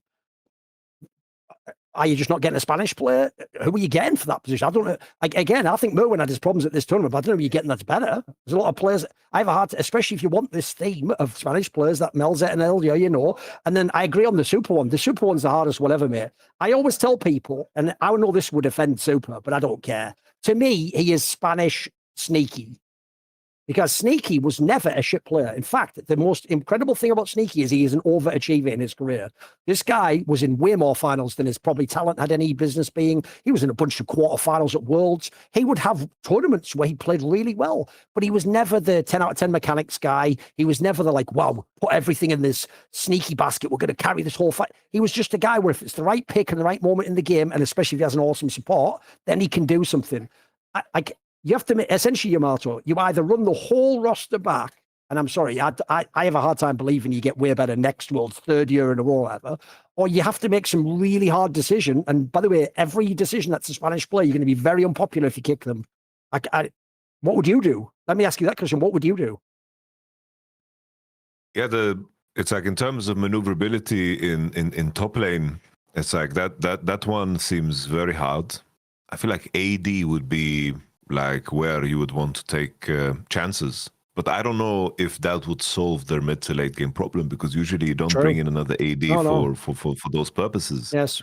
They were like I think the Yunara game that Super played against KT was like a solid game. I think that he just got sold by his team in that particular game. But I just look at everything else and the body of work, and I just feel like that is always going to be a kind of a ceiling that holds them back in certain contexts, but I don't think it's going to solve the inherent problem. I'm with you. And it's like we talk about how much we like Elioya and Alvaro, and that's where our disappointment comes from, because we see like the class that they can bring into certain games in terms of how they structure their early games. It's like it's the closest thing that you're going to get to a top esports in Europe with Canavi in terms of how they do their early games. So it's just that part is super tricky. You can tell when they enter the server, they know what everyone's going to do, and I'll tell you what, they're not bad at executing early on, but that should then yield wins. If you get ahead, that should be wins. It's just so strange because, like, in the two positions where you could move players, are usually the positions you don't associate with the leadership that they are lacking in the mid to late game. That is the difficult one, because there's like only one player in top lane that I can think of that is like that, and he's going to SK. Like that's Wunder, you know. That's Wunder. Are you gonna bring back Soaz? You know, Soaz, MKoi, you know. And my boy, my Ordo just retired, mate. He's broadcast talent. There's not many players left. I know what you mean. Where do you get a veteran top laner that can hold up internationally and add to the late game macro? But like that checklist doesn't exist in Europe, mate. Or it's broken blade. You know what I mean? Like, what do you want? It's like you just I don't know. I think it's like adding to the coaching staff, like bring in. Let me ask you a controversial question. Are you ready for a controversial question? There is one Spanish. There is. Listen, I'm not that ridiculous. And also, by the way, if Whippo still has the same attitude that he has, and you put him in a team with 3 Spanish players, bro, it's over. Like, that'll be like steel cage deathmatch, mate. That'll be like Royal Rumble. Let's see who's even left after fucking 30 minutes. Here's the controversial question. I know a Spanish top laner who's been in a bunch of finals, and maybe he's going to get kicked from Fnatic. Would you consider bringing Oscar into MKoi? Oh, wow. No one's ever asked you that, but you got to think about it, right? You think maybe you can reclaim this player? No? It just seems like Oscarine would make your mid to late game worse. Right, okay. You know, the That's fun what I mean. thing is like, who's there to get? You know, it's like, I believe Asupa and Alvaro, they played with Oscarine at some point in time on like G2 Arctic. So they know about the guy. I think Melson even coached him. So like if it happens, I would be like, oh, there's a connection there. Maybe they have an idea. But I feel like Oscarine would just exacerbate the same problems even harsher. Like Oscarine. I've got another question then, another controversial question. Because the controversial ones, bro, the ones you don't want to ask, even you know that it's not really a territory, you shouldn't open this box, but you have to open this box, right? Which is it? If Elioya and Alvaro are world class at jungle and support, then one of them is not doing their job in this respect, Yamato, because those are the macro positions. You know what I mean? In fact, as far as I know, I was sold this team that it's okay for Elioya to be in this team. Remember, if you go back in a time machine like John Connor and pop out, like fucking Kyle Reese or whatever, or Arnold, if I pop out at the end of 2022, the story was Elioya is going to be bought by G2. And they've offered €1 million. By the way, this is aged really poorly. MKoi was like, at Mad Lions at the time, $1 million isn't enough. Again, how things change, gentlemen. You could buy a whole roster for that now. But back then, they were like, I want more than $1 million. So he ended up stuck on Mad Lions. I know it sounds mad because he ended up winning a split and going to Worlds and that. But at the time, he was stuck on Mad Lions. People know he didn't like that roster. They lost every fucking scrim. Him and Niski were literally at each other's throats and shit. It was a bad time for everyone involved. But out of it, he got a bunch of LEC titles. He went to Worlds every single time. So we all look at it now like it's fine. I was sold the roster with Vescovi and that one because I looked on paper like, mate, 1 year you were going to be in G2. Now you got this roster. This is an ERL roster, mate. What the fuck is this? This wouldn't even win a EMEA winner. You know what I mean?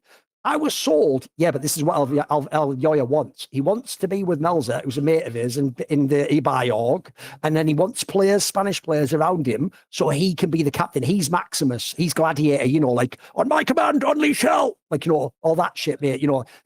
But whatever, like, Quintus, why doesn't Razork just give up? Would you, sir? Would you believe you are conquered people? Well, I'm trying to do quotes from Gladiator, whatever. Anyway, because by the way, if people don't remember, a lot of people forget this, Maximus was a Spaniard. He wasn't Italian. That's a key detail for you. That's why he had to do that mad horse race all the way to Spain. So the question is, someone isn't doing their job. Because as you say, Yamato, we're not really recruiting fucking ADCs and top laners to macro shot call the team. Like, Smeb and Prey aren't available. I don't know if you know this, mate. Like, dude, what is Elioya not doing his job or something, mate? What's going on? I think it's strange because there are definitely moments where Super just gets caught on the mid wave that throws them off. I think there's definitely moments when Mirwin just gets caught on side that throws them off. Like stability there would go a long way to set things up. I think that is something that should be said. I think that the strange part about MKoi is I don't know, they just seem so detached from what the game state is. It doesn't seem like they have any. It's almost like it reminds me of how Vitality 2018 was, in a sense, where it's like the emotional emotional connection to the game would determine our decision making more so than anything else. So it's like the game would feel won or feel lost, and both like state of mind would be like a bad state of mind to be in, because playing as if the game is won or lost is just not a thing that you should be looking to ever do. And that's how I feel like about MKoi too. In a lot of cases, they just seem to be playing way too fast, and they are trying to squeeze in situations where they don't need to squeeze. And I see that Alvaro and Elioya are like trying to cut through and cut into side first, and in that process they rush and someone is left out of sorts. It's strange because for me it's very difficult to pinpoint one thing, because I assume when you said you have one more controversial question, I thought your next question would be, is it time to try something like Razork and Alvaro? I'll tell you what, I don't hate it, but again, if I do that though, Yamato, Razork's not really a macro wizard himself. I'm putting a lot of the eggs in the Alvaro basket. By the way, here's the sad thing. I fuck with Alvaro so hard. But again, I'm just waiting for it to happen internationally, because I always say this, right? We do this thing in the West where we act like you get 3 worlds before it's real and it counts. But then I watch all these players in LPL and we just count on them immediately, mate. If you bomb the first year, then you suck. Get out the door, Creme. You're not good enough. You don't get to play anymore. If you're Jackie Love and you bomb a world, well, you fucking suck then, don't you? So the problem is, how many years can we give him? Like, someone has to step up and be the macro fucking player in this team. Because I know what you mean. When a team's disconnected like that, the easiest way to reconnect is there's one voice and you listen to that voice. Even if it doesn't make the perfect call, you're at least playing to one idea, right? Would you gamble on that? That would be an interesting one. Would you gamble on that, Razork Alvaro? I feel like it's although it feels natural after 2 years to look to do some changes. I think I think for me, if I would take a gamble, I would. There's a very, very short list of coaches that have managed to have a very meaningful impact on teams' macros, and I'm thinking. Like, although Duffman didn't have a good record here with the Fnatic one, I do think that this past record has shown that it's like a team revamps it. And then the second guy is just that it's like we spent some time talking about Busio, but Busio was very bad before Mithy. He was not good. He was a mechanical player that didn't know where to be. That's why you say it, mate. He's like, in StarCraft 2 when you have the Marine and you stim pack him. That's Mithy for a support. It's like, add the stim. Yeah, I agree. I legit think that if Mithy's contract runs out this year, I think the best move MKoi could do is just push insanely hard for him. Because this is someone that grew up in the Canary Islands, He also, I think, would be a great cultural fit too. Yes. And I think that he would be one of those guys that could solve this team's macro issues. Yes. Because moving players right now is difficult, especially because all of we mentioned, it's like all the players that might be an upgrade, every motherfucker is fighting for them, And if you have a roster that wants to stay together, because based on how Elioya spoke in the interview, he said that I really believe this roster can win worlds, which is a crazy thing to say after you just lost to, So I think his frame of mind is that he wants to, of course, stick together. So I think just find someone to coach. Technically, I know what you mean, Elioya. You didn't mean that as an analytical statement, like, my play and the way we play the game makes me think it's possible and plausible we will win world. You meant in a religious sense of belief. You were just like, I believe we can win. And they're like, praise Jesus, praise him. They're like, preach, brother, preach. And you're just you're making the leap of faith. I just leap of faith. Oh, I can do it. Anything. I believe I can fly. Alvaro can touch the sky. Super did a shit. Rain rumbled today. Whatever. Anyway, I know what you mean, though. It's not happening, does it? Because, by the way, there's another thing I hate about their team is, and this is why the Mithy edition, I actually think low-key would be based. Because The reason Mithy, in my opinion, was never as good as a coach as he should be. Remember, he's on 2 teams that could have been the best in the West. He's on Fnatic, amazing roster again, and he was on Cloud9. They stacked the deck a million times there, mate. And I can tell you, I know Mithy, so I'll tell you another thing from behind the scenes. Mithy, the coach, was never the same as Mithy, the player. He was just as smart, but Mithy, the player, because he's going to be in the server and he's a player and we're all equal, he'll fight you in a way that he won't as a coach. As a coach, he himself, like as a player, he knew he was right, essentially. As a coach, he knew he was just getting into it, so he would be more unsure. He would try and like sort of be the player's coach. You know, what do you guys think? And I'm going to facilitate conversations. And I'll tell you another thing that didn't work. You probably know some of the stories when he was a player. Bro, when this guy was a player, the joke is him and like fucking Amazing, their VOD reviews was just getting in a fist fight. And then at the end, like sort of like, right, God, we get that our system. This time, just don't take the blue so early. You know what I mean? Like shit like that, you know, like they would go hard because they really believed that they were right. And there was no coaching staff involved in this scenario, by the way. As a coach, I can tell you, I think the culture clash has killed this guy dead. In Fnatic, he had players like Nemesis and fucking Reckless. Bro, that is passive aggression city of like, guess what your girlfriend is thinking without being able to ask her, because if you ask her, you're the wrong man for her. Like, that's not Mithy's world, mate. His world is like, hey, what the fuck are you doing there? You should do this. So that didn't work. Then he went to NA. NA is that times a million, because in NA, you're not even allowed to get crazy with people in VOD reviews. If you even raise your voice, you're a bad man. What? You're not in Jamaica, mate. Like, this guy's fucking, the joke is, LS banged a table once, and people are talking about that like he fucking threw someone through a plate glass window or something. Like, mate, this guy, the reason the Spanish team would make sense is because when they all start doing that thing where they, like, you know, mate, if you've ever been to Spain, it's one of those countries, mate, where you can't tell, are they having like a fight saying you fucked my missus, or are they just ordering fries with ketchup? You know what I mean? Like, he would love to be in that mix, mate. If you put him in that mix where you can tell people, do this, right? And what are you doing? Yeah, and why the fuck did you? I think he'd actually embrace that. But I think that I'm with you. He is literally Spanish as it comes, mate. This guy that would be the culture fit for him. And by the way, you don't have to kick Melz out. You could have a partnership thing. Melz could be the nuke duck to his Mithy in this sense. Because by the way, I also think it suited him way more being the strategic coach. I don't think he's supposed to be the gentleman. Come up on the mountain. He's not that guy, mate. He isn't that guy. For sure. He said so himself, right? Like, we had the episode of the Sackdown and he said that's like he felt it was very strange to be in a position, because as a player you came at it from within the game, and you didn't need to like massage it and convince the position to, like, I always say the same. It's like I have coached many moments where I'm like, I go to a player and I say, you should say this to your teammate, and you should bring this up within, rather than being like, oh, I'm going to solve all these things, because I'm not there in the game. Like, it doesn't make any sense for me to solve the problem. You need to learn how to solve problems together real time as well. And I think that contrast was tough for Mithy. And I think Mithy, if he is allowed to focus on certain aspects, he is insanely effective. And if in the context of FlyQuest, because they have the coaches, right? They have Arrow, they have Nuktak for mid lane, they have Bwipo, Gakos. This relationship is like they have like people that are concentrated for people. I would see a world where Mithy would just be added to the current staff of the team, and I think it would be really good. Well, when we were talking earlier about NA teams not showing up to Worlds, another team that never showed up is Shopify Rebellion. But thanks to this show, single-handedly, we're going to bring Shopify to your Worlds experience, right, Yamato? Of course we are. They go for Shopify Rebellion's existing, because these segues. I know. I don't know how else I get there, mate. I know. True.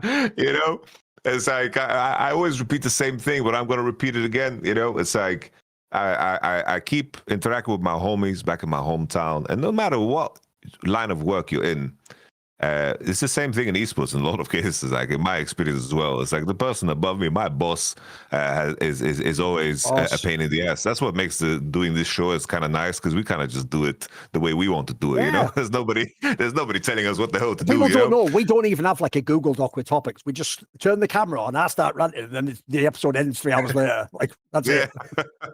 That's we don't inside, baby. Outside of what's happening. Save it for the show. Exactly. World. I can't waste some gold messaging you about how your family's doing, mate. I've got to do it on camera.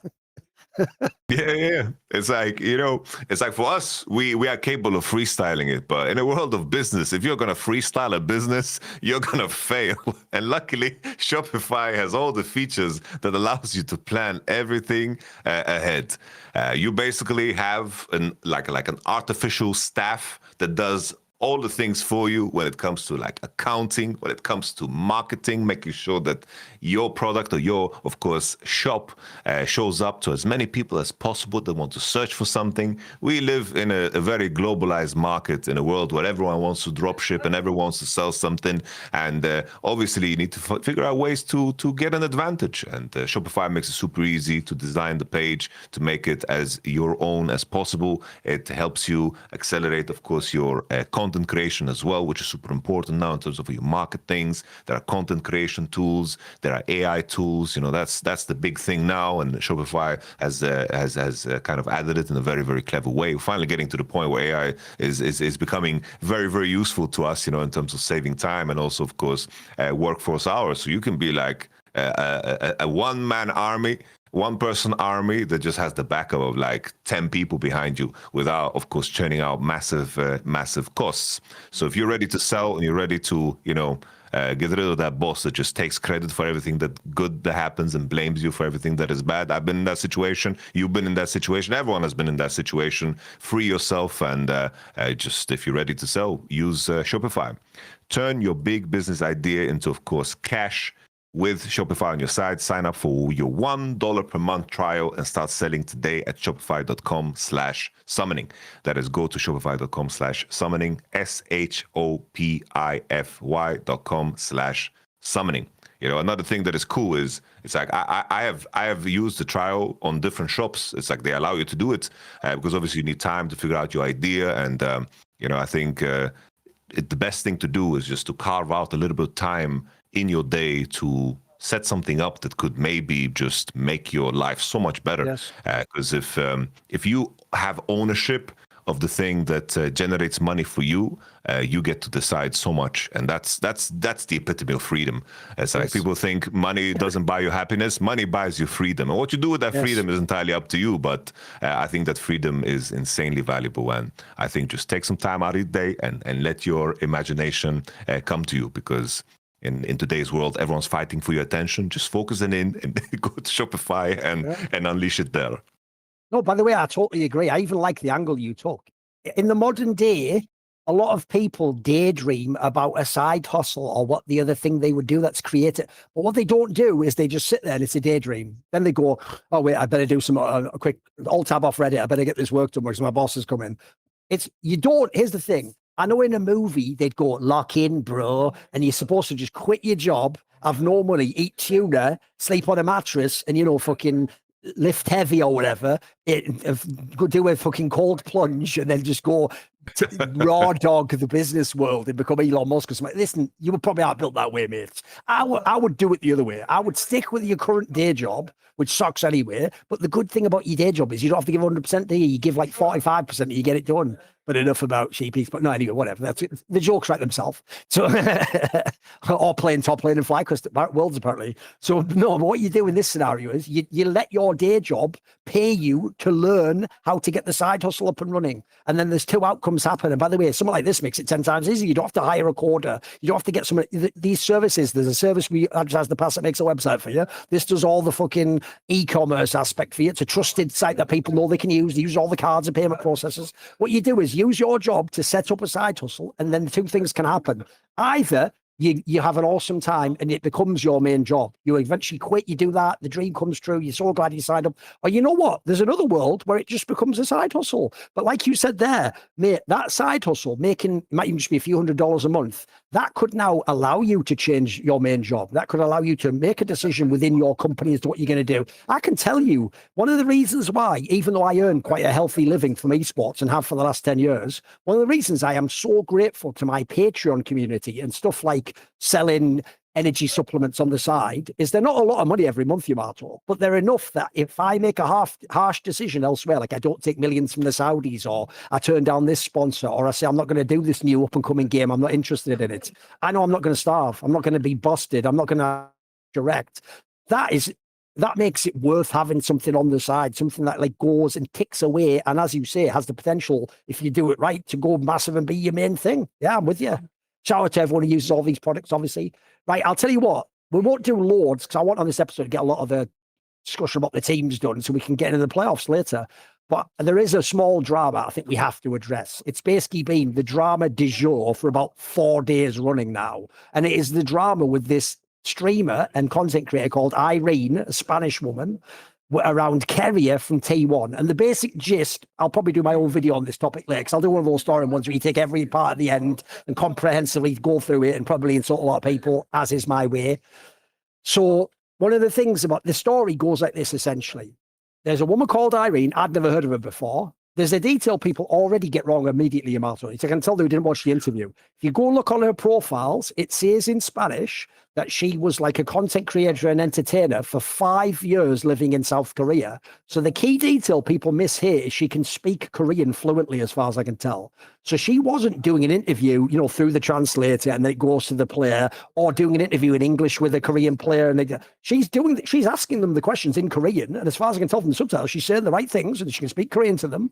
And she got an interview with Keria from T1. But the problem is, despite how people like Faker have played, T1's had a very rough world. So we'll get to it after this. Like, they've been very up and down. And obviously, remember, T1's never been a team brawl that goes to a 2-2 game. Like, this has been where I'm pretty sure the pressure on those players is enormous, mate. Like, remember, they already had to get through the IG game. Now they get this half games that are really tough. They're getting dusted by the top teams. They're themselves getting an easy draw, by the way, getting all the fucking Western teams and nobody teams.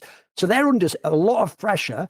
And remember, they are the reigning world champions. You said that earlier about El Yoya. Bro, Koreans are worse than that. A Korean on the worst team actually believes if he does his job, he wins worlds. If you're on T1, I'm sorry, you're being told by your team, we're going to get it together and win worlds now, boys. Like, this is it. Like, we're going to do. So you can tell Korea is under a lot of pressure. And by the way, that bot lane hasn't had a great time at this Worlds. Guma's had a few fucking screamers that weren't too good. So she does an interview with Keria. And essentially the gist of it is, in the interview, he's clearly from his face not feeling it, basically, Yamato. He's lost. He's looking like, I'm doing this because I've been told I have to be here. You know, it's my job to do media. It's why I'm in T1, for fuck's sake. I'm not in GenG or KT who can just fuck off and nobody does media. I'm T1, bro. Part of it is doing media. And I've got a fan base. They want to know. They want to hear from me. But he's not giving them much because you can tell he's just not vibing with it. And by the way, I've always thought Keria was never the outgoing one anyway. That's fucking Gumayushi or something. Or, you know, I mean, even Orna seems he's got kind of a Chad personality. Keria's, to me, he's the guy who's cried when he's lost. He's the guy who's a little bit fragile. You know, he's a little bit of a vulnerable guy. He is a cutesy little guy. It's in the game. He's the demon, mate. Outside of the game, he seems like the sort of person I'm surprised he even does an interview like this. And basically, in the interview, when he's given an offing and he seems a bit down about what's going on, essentially, she has a segment where she just decides, because remember, she's a content creator, not like a professional interviewer. She doesn't work for Sheep Esports or she's not fucking Don Jake or something. So she decides, for whatever reason, she's going to use the interviewer at content creator angle and get him to do what you call like Aggie or whatever it's called in fucking, I think it's in Japanese, that is, where essentially it means do something cute. Do, you know, a silly fit, do the face card, do, you know, which, listen, I get that people think that's Keria's personality, right? All the T1 fans. And basically, Keria's not feeling it, mate. And he's just saying no. And there's even a detail people missed, Yamato. She even had a segment. This whole thing is a nightmare if you watch this interview, bro. It's really bad. There's a segment, despite all this, where she has Keria, literally, she tells him, I want you to repeat after me Spanish, and I'm just going to make you repeat word after word. And are you ready? A lot of people don't know this one, Yamato. This is why my video is going to bang, bro, but I'm going to have to wait till I get back off holiday. She makes him one by one say words that just in Spanish say, you know, eres, whatever. And then in English, it translates to Irene is a better AD carry than Super. In like an interview with Keria from T1. So anyway, who she's just about, because obviously they're just about to play MKoi, right? By the way, this is even like you get him to trash talk the guy in the game he's about to play. He's pretty Korean, for fuck's sake. Koreans do the opposite. They always talk you up, don't they? So anyway, this whole thing is a nightmare, but that's not where it ends. You know me, mate. I don't just take the first thing and then run with it. I figure it all out. Then afterwards, this is where it gets really bad. On Twitter, she essentially complains, the first tweet's deleted now, something along the lines of like, it's almost like, you know, he gave me nothing or whatever, or like, oh, what the fuck, he gave me like a shit interview, and complains.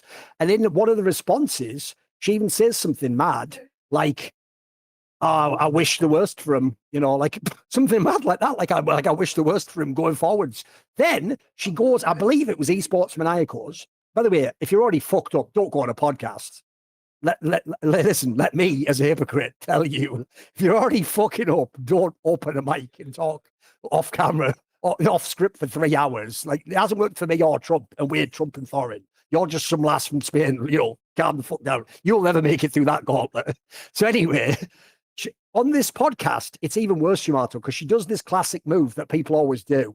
They think because it's in another language that this is 2002 and there's no translation and that no one will ever translate it. So in Spanish, you've seen all those Spanish and French podcasts. They go hard in the paint in the way they don't on English ones, mate. She's saying stuff on this podcast like that he gave her a shit interview and that he was almost like making it sound like he was a prick to her. And he's like a bit of a dick to her for not giving her an interview and doing all this cute stuff she asked for. And then she basically says some shit like that she, again, in the same way she hopes the worst for him, she says something like that she's already put 3 voodoo curses on him. I know bro, people don't even know how crazy this story is because you've seen all the snips on Twitter where they're like, hey, she just made one little mistake in an interview, bro. She doubled down like 7 times on this. So she said all the stuff that she put voodoo curses on him, right? Then on top of that, she's somehow leaked that, because a lot of people don't know this, because she speaks Korean, supposedly in the interview setup they have at Worlds, while you're waiting for interviews, teams are just around you, sort of standing there. And because she knows Korean, bro, this is where it already gets even more mental. T1 are just arguing, and because she knows Korean, she's listening. She's just like, oh, her ears wagging, fucking taking it all deliciously.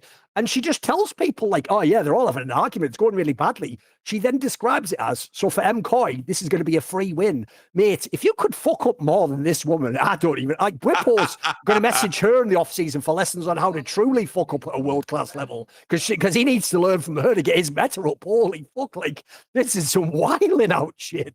And the worst part is, even at the end, when everyone, the whole industry has been like, shut the fuck up, because you've just done such a bad job. Every apology is like the apology. It's like, well, maybe I didn't do it the right way. But people have also sent me death threats and I've had a really bad time myself too. And besides, maybe in the future, I'll just only say things on podcasts. And, and is it really all my fault? She's done that thing where it's like, apology. I apologize that I even have to make this video, but it's one of those ones where it's like, this isn't an apology, bro. Like, what are you doing? And here's the funniest part of all of this, Yamato. And now I'm going to get your take. I'm giving you the whole history. I think I'm doing a pretty fair job. I'm not trying to be unreasonable. Yeah. The last thing that's mental is, what I said, mate, there's a saying in English, politics makes for strange bedfellows. Because, in politics, you have to have coalitions with people. And sometimes you look over, like I did a month ago, and you go, Kometo? What are you doing on my side? Like that meme. This is where I'm looking over on the battlefield, like against Thanos, Irene. And it's like all the people surrounding Thorin. It's like all the T1 stands. And we're like, get him! And I'm like, I'm leading the T1 stands in the final battle again. This is crazy shit, bro. So I'm coming right back out. How much did you know about this story? Were you aware of it? Did he cover it on the street? What do you think of this story? Honestly, like, I'm going to be honest with you, Thorin, like, I'm happy that you did the full rundown because I was like really, really out of the loop. Like I read the translation, the transcript of how she like described how the T1 team was interacting, which is so damn crazy that in the crazy first to leak place, it, right? Yeah. Crazy to leak it. Crazy that there's no area where the T1 players are chilling or waiting. Like, that's crazy in itself too, which makes the World Championship look bad. And the fact that she leaked it as well. Like, obviously, they spoke in a manner where they assumed that she didn't understand. Like, that's fairly certain. So it's like already, it's like that is some covert operation, like that is crazy in itself. And then to bring that up for what reason? It's like you're trying to presumably, right? It's like just to frame Keria as like, oh, he was just angry in a bad state of mind. Like that part was nuts. She seemed to like play it up a lot. It seemed very like sensationalist in terms of how it was presented. But if there was like one like silver lining, like I think that side of T1, if they are like angry after like a game, I'm like happy that the community gets to see that. Absolutely. Because it's like the T1 players are like under the most amount of pressure. They carry so much of that, and what makes them fucking badass is the fact that like what makes Faker badass is that no matter how much pressure is on him, he delivers. And I see these guys as like really strong dudes, you know, like really strong competitors. And somehow like the community is like, oh no, Yamato, you can't criticize Faker. It's like, bro, he doesn't give a fuck about what I say. That's what makes Faker base, you know? It's like I can criticize his play, and I can sit there and know that he criticizes play 100 times more than I do. And T1 is playing at such a standard. As the world champion, he lost a regular season game, and it was so it pained him so much he smashed his head off a fucking wall. That's how much this guy cares still about winning. Yeah, and for me, I love that fucking aspect of a team. Like this is like. Obviously, it's like it's fucking horrific, but like in the same sense, like the whole situation about the responsibility and the pressure at it, you know, like that's to me that is cool. I wish the community got to see that side more, because in the end, it's like this whole narrative is like LCK doesn't matter, they don't care about these losses. No, they fucking care. And it brings me back to the whole conversation about like, why would Zeus leave T1? Yeah, maybe because that pressure is just like that people drown under that pressure. You know, that's a very specific environment to be in, and it takes a lot out of you. So that was like the only like nugget of like something that I thought was interesting. But it is weird that like from, I don't know what it is from Riot's side, but it does seem like everything is moving in the direction of trying to, you know, like having a content creator do the job of a journalist. It's like, is Riot just actively trying to find ways to go viral? Is that the only thing? Because it's even in the format. Right?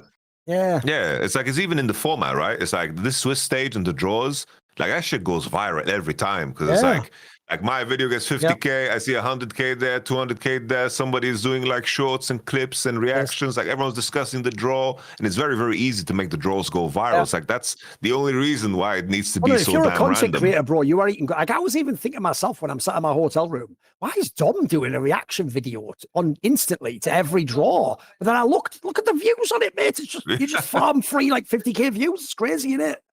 Yeah. And then it's like people are doing compilations of the draws and putting those out too. It's just Riot is just trying to go viral. And I guess we live in a world of just like viral marketing, which is sad because like it's not competitively sound. And it's also, this brings back to the initial thing, it's not journalistically sound either.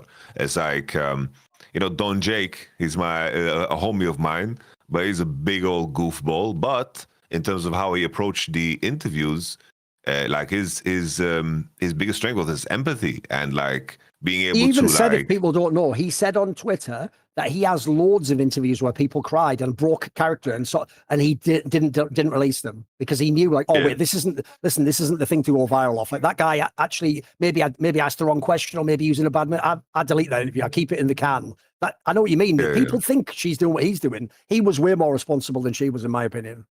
Yeah. Like even Digon, like I met him the other day. Like we had this because the topic came up, and he did interviews in the LTA, and he told me specifically there was one interview that he didn't release, and he said to the player specifically, it's like, if you release this is not gonna, you're not gonna come across good, and this is going to do harm, and we can redo the interview at a different point in time, but this is just not going to do like good for you.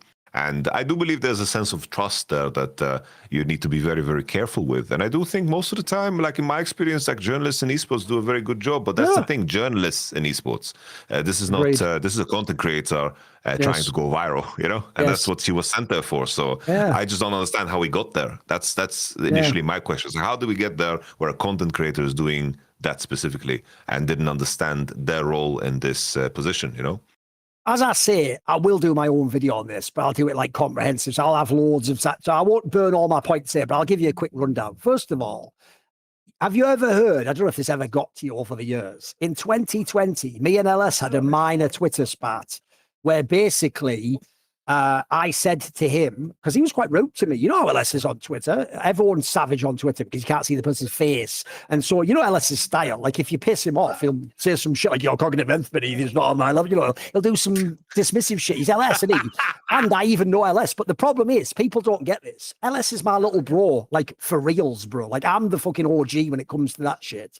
Because I knew LS when he was nobody. I knew him when even in league he was nobody, man. I was bringing him on my shows. And I've helped him out many, many times. So unfortunately for him, when he was rude to me, I basically clapped back at him and I said something like, maybe I should have released that video from years ago. Like, I have to be more responsible about the monsters I create, because in this scenario, I've like helped you get massive as a streamer and humanize you and make people feel you palatable. And now you're just going to shit on me.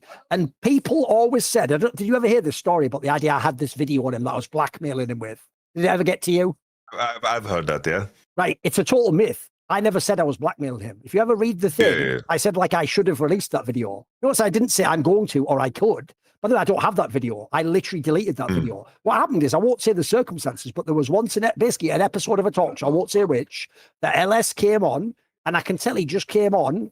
In English, you say he rolled out the wrong side of the bed, or maybe he had, you know, something going on at home, son, you know, that sort of thing. Something else was going on in his head. And on this episode, I won't say what happened, but basically he got very emotional like that.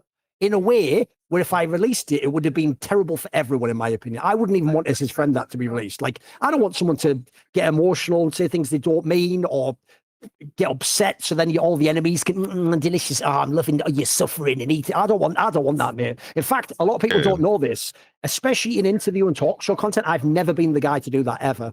It's why when they said we had to edit that Crackdown episode with Whipple, I said, then I don't want to do it. We can't release it full and just we all accept that that's what was in the episode. If someone's uncomfortable, what's it?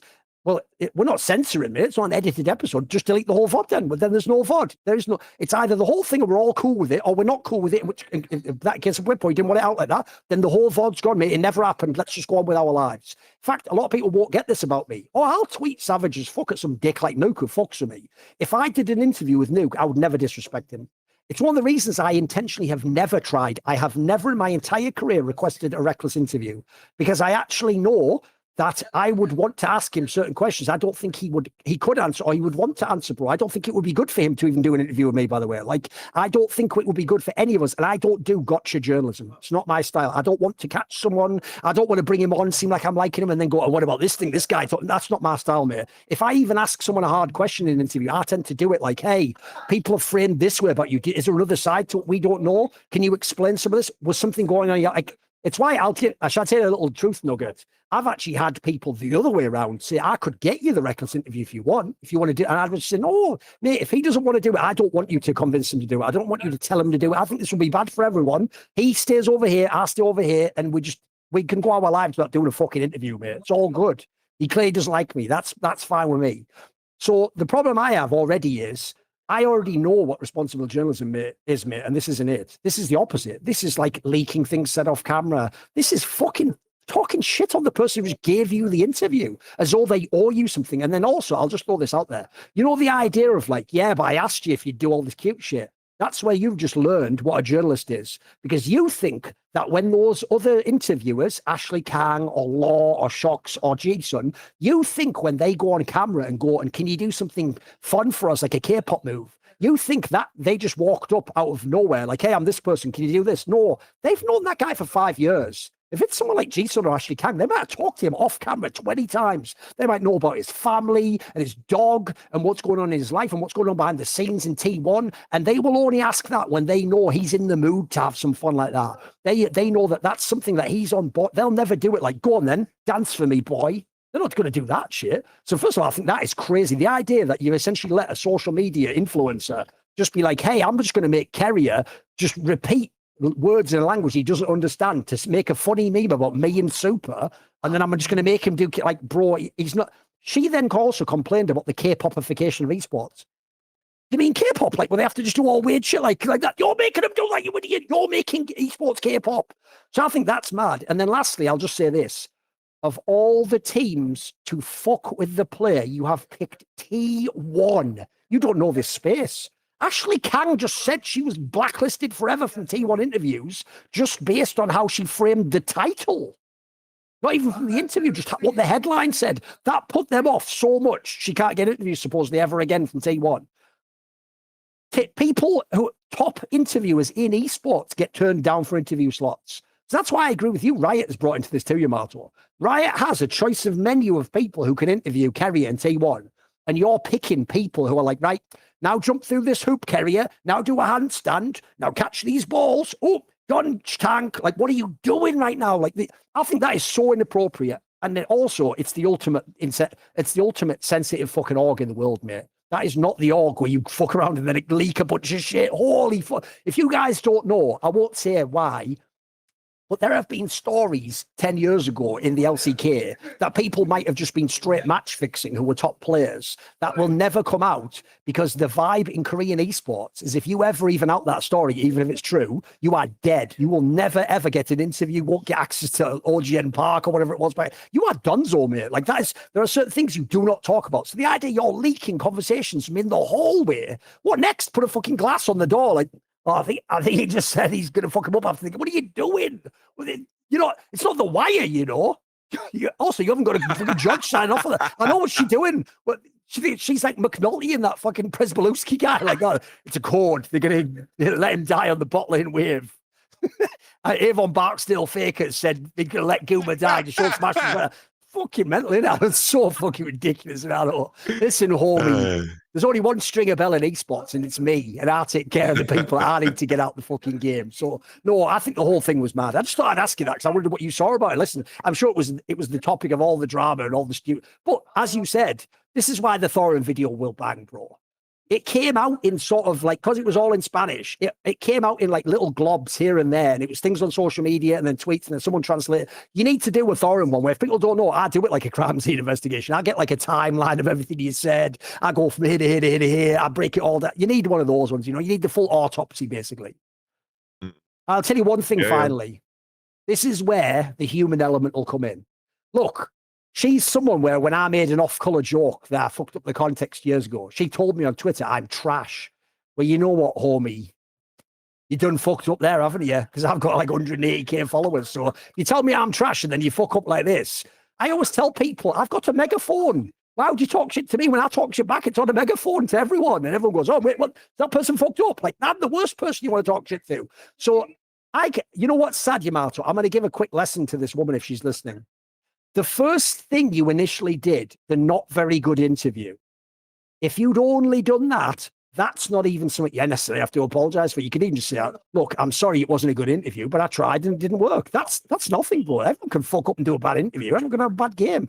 If you just said a few stupid tweets and then you realize, oh shit, it's escape containment. I'm not a big Twitter person. I didn't know everyone would see that. I thought I said it in Spanish to a few fans. You could walk that back so easily. Even after that stupid podcast, you could have just come out. It's called mea culpa. You could have just said, you know what, my bad. I've actually misread this whole situation. I'm not an interviewer. I'm a content creator, and I've read the room wrong. And even worse, I've misunderstood the culture of the scene. And I thought this was all about, you know, hype and drama. And I've realized this is professional esports, and that's the wrong. And I've learned my lesson. Bro, every chance this person had of an olive branch being handed to them, they slapped it away and they kept doubling down. That's the mistake right there, bro. Like, in this case, there's times I don't apologize because I'm sorry, I just don't think I am wrong. I have just a different degree. She even seems to know she's wrong, but she's allergic to responsibility, mate. She won't let it be that the final word is, I'm sorry, I was wrong and I won't do it again. If you just leave it at that, by the way, this is where esports isn't sexist. Esports, I think, is like real life. In general, we do look at women and we're like, I want to protect this person. I don't want this person to be savaged by a bunch of fucking dickhead 15-year-old incels telling them to go kill themselves. I don't want that. Even if you criticize people, I want it to be like, you were bad at this, or you're unprofessional, or if you're rude, like, well, then you're a bad person or whatever. But I don't want it to be that you're getting like, you feel like you want to fucking unalive yourself. No one should be in that position.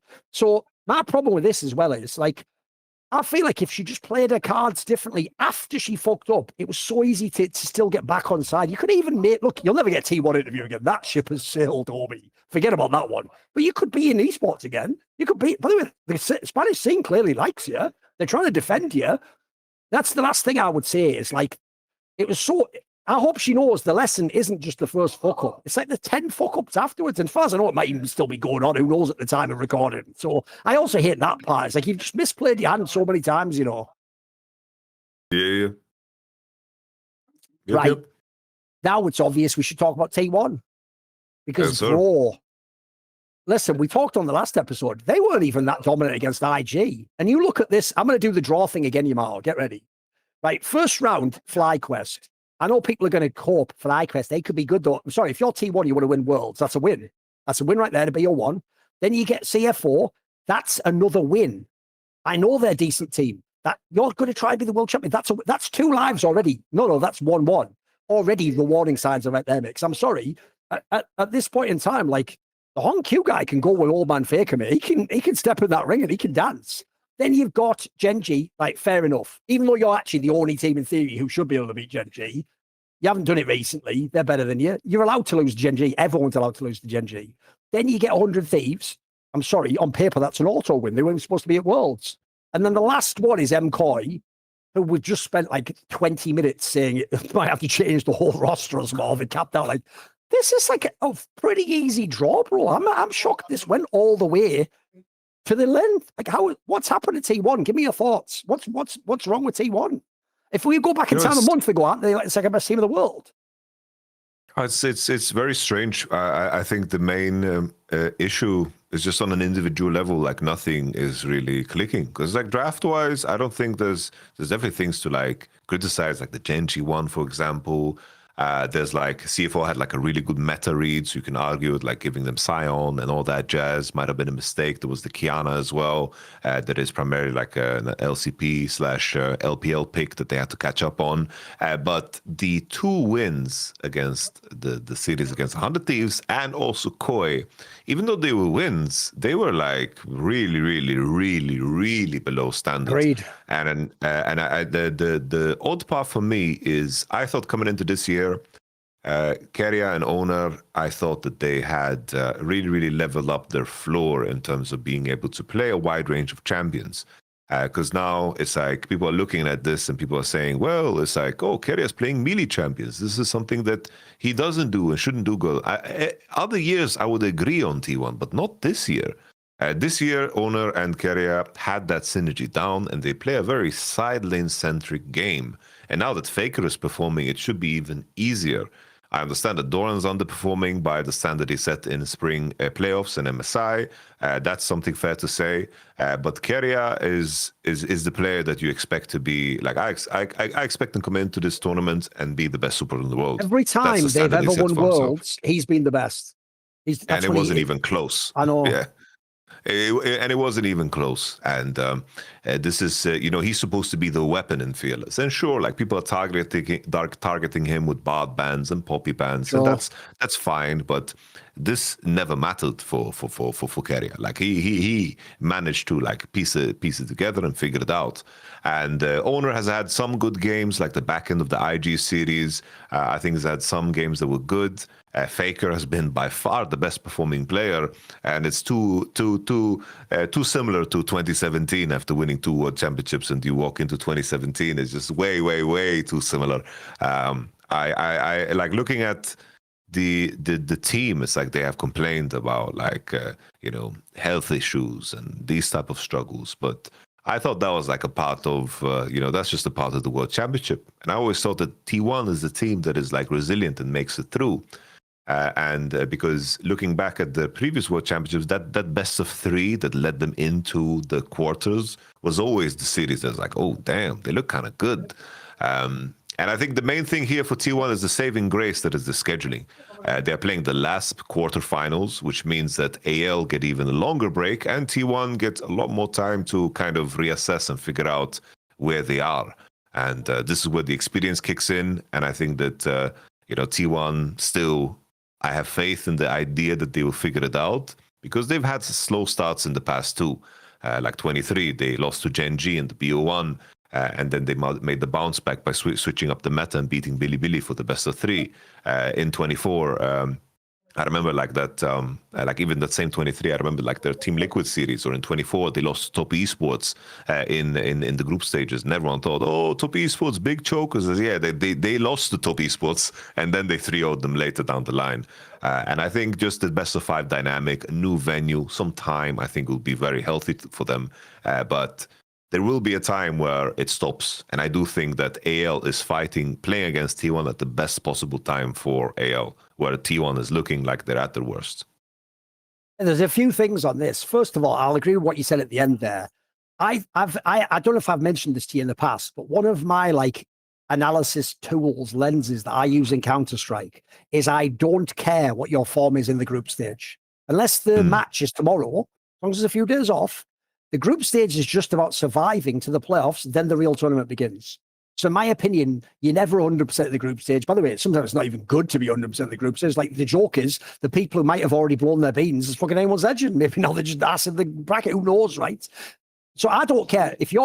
I'll tell you right now, as bad as T1 has played, they're the last team anyone wanted to see come from that 2-2 game. Because the second they get into that bracket, anything's possible now, mate. It wasn't before. They could have gone out, but they could have even lost over to Thieves and gone out the tournament, mate. They were elimination point. Like, that wasn't even totally implausible. But now that they're in the bracket, you've seen this story before, right? Yeah, I don't think it's as good as the team was this. But I think of two things in the past. I think every single time the bracket began, those last 3 worlds, Keria does something with his support pool that no one can match. It changes the tournament.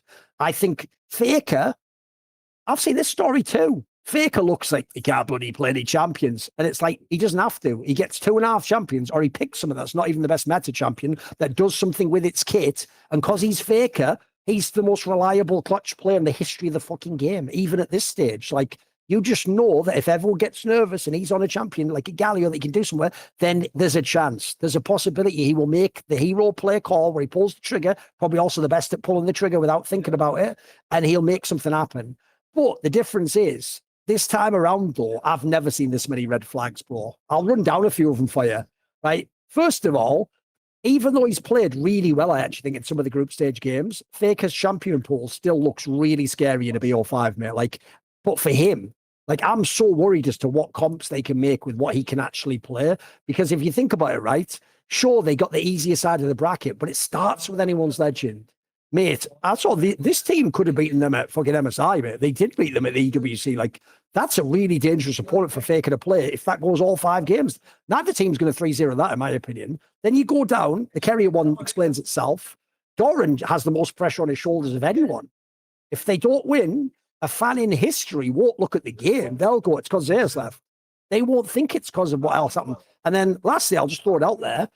Gumayushi's been all right at times, I guess, but he was another player. We have to have that question. What happens in game 5? What do you pick, Gumayushi?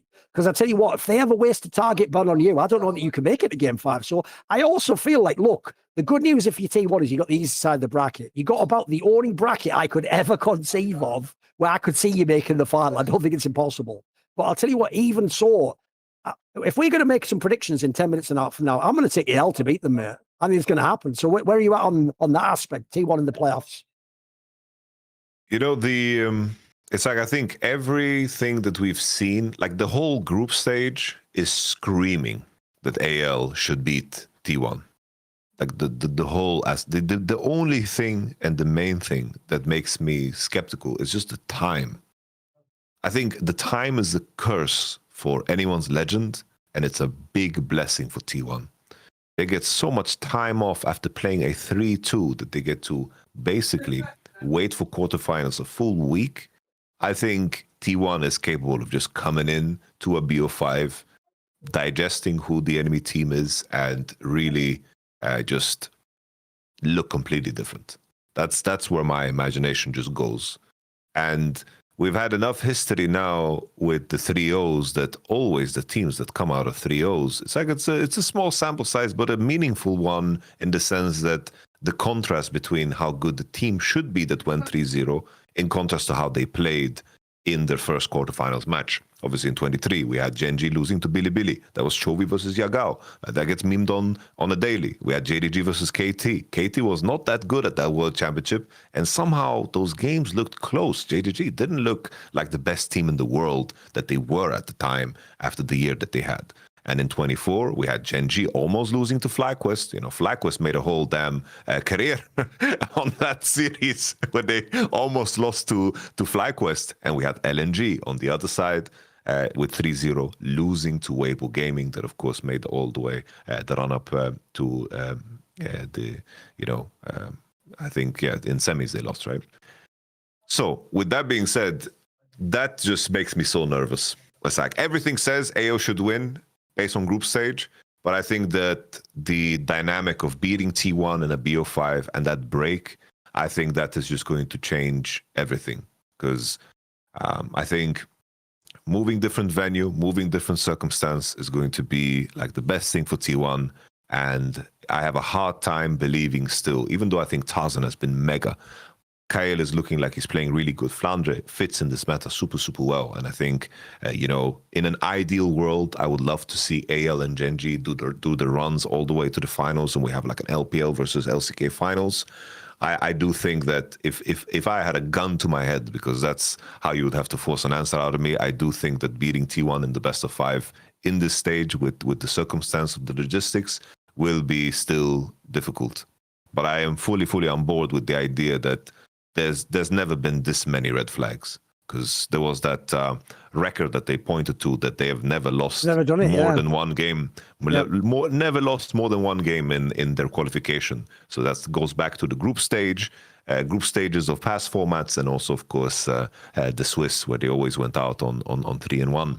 So definitely, it's worse than ever, and maybe the tangibles are also at the same time less worth in this moment, and eventually the intangibles run out, Yes. And maybe it's just an easy 3-0 for AL, right?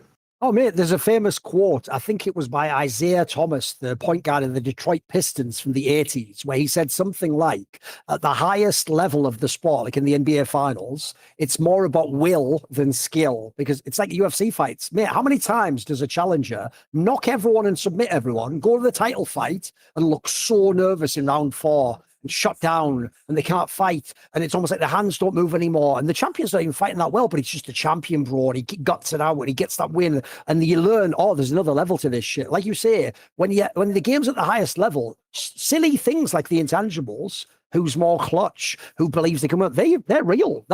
I'm not in a silly Ashley Kang meme like those who make history are those who try to make history. Like, holy shit, this fortune cookie, bro. This is crazy shit, man. Like, not that. I mean, for real, like actual philosophy. No, but here's the thing. So what we're going to do is we're going to talk about all the teams. You notice I've left all the playoff teams. And then we're going to do the matchup. So I think the factor for T1 versus AL is going to be the jungle mid. It's going to be Owner, Faker. How well can they hold up against Tarzan and Shax? But the factor for you at home is getting delicious factor meals delivered to your home using the code LFN50 off. LFN50 off, because do you want more variety? Do you want more meals? A bit like you wish there was more variety in Faker's champion pool, so you were eating good in terms of what he was going to pick. Well, at Factor, they have a wider selection of weekly meal options, including premium seafood options like salmon and shrimp at no extra cost. Do you want to support people's wellness? I worry about Keria. Where's he at? Is he himself actually, feeling like he's sustained, nourished? Does he feel like he's welcomed? Does he have the right environment about him? Well, you know what? You can support your wellness goals. Enjoy even more GLP-1 friendly meals and new Mediterranean diet. Irene would like that. That would actually be a meal she could stomach. Whatever, shout out Spanish people, I guess. Diet options packed with protein and good for you fats. Yeah, exactly. The fat that you want to leave in there. Good. Now, obviously, the thing about Worlds is you get the international flavour. People from Australia and New Zealand get to go, hey, we are the LCP and we support Hongq. And it's like, but what does you living in New Zealand have to do with a guy from Taiwan? Whatever. Forget about that for a moment. Well, that's what Worlds is all about. Savour the global flavours. You have the flavour of Europe and North America and Asia and whatever else. Is there anything else? I don't fucking know. I don't care. I just care about Factor. That's all. You can try Asian-inspired meals. No. Sorry, FlyQuest, Papa Smith. I didn't mean they're going to put inspired on KT roster. Asian-inspired meals. So you can have them with bold flavors influenced by China, Thailand. Thailand irrelevant in league. Tell you what, banging food though. Straight fire. Try some of those lovely curries. And more. Now, for more choices to make better nutrition, 97% of customers say Factor help them live a healthier life. Just like 97% of people who are T1 fans say, fuck that interview. Why did you ever interview Keria? Get the fuck out of our faces. You know what? I hate to say this, but bring back Thorin. And I tell you what, Thorin's back and so's Factor. So eat smart at factormeals.com/LFM50 off and use code, you've guessed it, LFN50 off to get what? Can you guess it? Insert the number. 50% off. You're right. You are smart. You can repeat things if I say them in an obvious way, like a Pavlovian dog, and then start salivating for these delicious meals. Now that I've ding, ding, ring the bell for you to get your Factor meals. You'll get your first box plus free breakfast for 1 year. That's code LFN50 off factormeals.com for 50% off your first box plus free breakfast for 1 year. Offer only valid for new Factor customers with code and qualifying auto-renewing subscription purchase. Right, now let's talk about anyone's legend. Here's the thing about them. They've got to give it to us. We are fucking good at these ads. Like, that could be boring. You never know what I'm going to say. Tell you what, the guy at Factor doesn't know what I'm going to say right now. I imagine them watching this like, where's he going with this? Where's he? Get it back on site. Get it back on script. Get it back on script. Like, anyway, they're basically like Trump's interview advisors, where they're in the back room. Like, what is he doing? Oh, I haven't even got that on a piece of paper. What is he saying? Like, anyway, okay. So, anyone's bro, this is why I set it up this way. Because the way the group stage went, anyone's legend should be in the final playing GenG, and they might be able to win worlds. Like, this should be EWC all over again. But I know what you mean, because I'm sorry. It's only at Worlds I've finally seen the anyone's legend that won the fucking spring split, mate. I waited a long time. I thought this team was never going to get there. They've really done they're like a Dragon Ball Z character. They've done a 5% improvement over like a month. That's how long the 2 fights took. So they finally got to the point. So when I look at their teammates, I can make it very simple. I have a philosophy that goes, I think I've told this joke before, but if you ever heard it, there's a concept you can do, Yamato, with pop stars. What you have to do is, believe it or not, the name a pop star chooses is very important. You have to ask yourself the following. Could you imagine the hype man at Wembley saying their name, welcome to the stage, Goomba Palapapapa Poo Poo Boy? No, nobody with that band name will ever headline Wembley, right? It's going to be like the Rolling Stone. That band should be on Wembley, right? So here's the problem. Can I imagine someone saying, and the winner of Worlds is Hope? No, not really. No. Now, I can imagine that every bomb-ass caster on this event has 1 million Hope puns written down already, that if he ever wins a team fight and gets the Nexus, Hope dies last. There's always hope, and the hope of the LPL region overcomes it. Listen, they're so horny to press that soundboard. You need to understand that. Medic, Dracos, they are already, it's not even Hope's moment. It's going to be their moment if he wins a team fight. But do I believe he's going to carry the team fight that wins Worlds against Ruler? Not really. Even against Goomer, probably not. But I'll tell you what, I do think that Tarzan is one of the only players in League of Legends that can actually fuck with order, mates. And if you have not watched any of LPL and you think it's only MSI and EWC, I've got some good news for you. In their worst moments, Tarzan has balled, homie. Whatever shit was holding him back, he has got past it, mate. Those demons, he's banished them, or he's doing some Naruto shit where he's like harnessed the demon to become the demon, mate. He is so good. He might be able to go head-to-head with Order. So I tell you, the player I'm going to put it all on. It's your boy Shanks. My boy Knight tried being a Chinese mid laner and winning against Fake. It doesn't happen, mate. It's really hard, no matter how good you are. If Shanks plays at that MSI EWC level and Tarzan's head-to-head with Orc, they've got a chance, mate. I'm going to say I'll favour them. Because here's the thing. Even though I know the intangibles is T1 gets in here, T1 more clutch. I'll tell you how that works, Yamato. That works every time until the one time it doesn't work. And the one time it doesn't work, mate, were we all watching the LCK? LCK, we used to walk to the finals every time too, no matter what happens, right? They even had one that everyone forgets, which is Season 7 Summer. People know the Worlds one was bad. Season 7 Summer, I think SKT did the entire gauntlet, bro. They got to the final and lost to the BDD Longzhu, but they were doing they were having to win Miracle Series to get there, mate. And that was when the Freaks was better than them, KT Rolster was better than them. So, yeah, that might happen for the millionth time in a row. But there's also a world, I think, where they've drawn a very hard opponent in the first round, and an opponent also that I believe is one of the only ones, they've already beaten them this year, who should actually believe they're favoured. They should actually believe we're not can we do it? Is it possible for TS? No, if you're anyone's legend, you should actually believe you're going to win this series 3-1 and you're the better team. Thoughts? I agree with you, yeah. I think in terms of how the group draw went, right? It's like we have the top 4 teams that should be contenders are playing against each other, and the bottom 4s are just playing against each other. Like, we are almost guaranteed to have a semifinals matchup that is going to be super easy for both sides. They're favored to make the final if they win this match, right?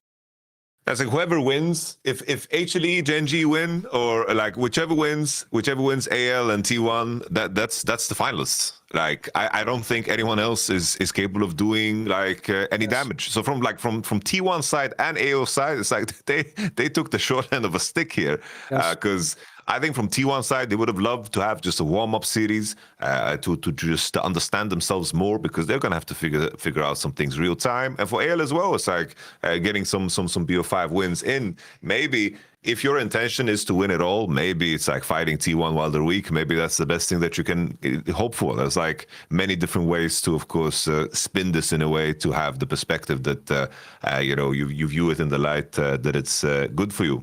I do think it's like, it's always the strange thing. It's like, because maybe I'm oversensitive to the teams that go 3-0, but even like looking really close at their victory against HLE, there was the whole tier Archangel staff debacle, right?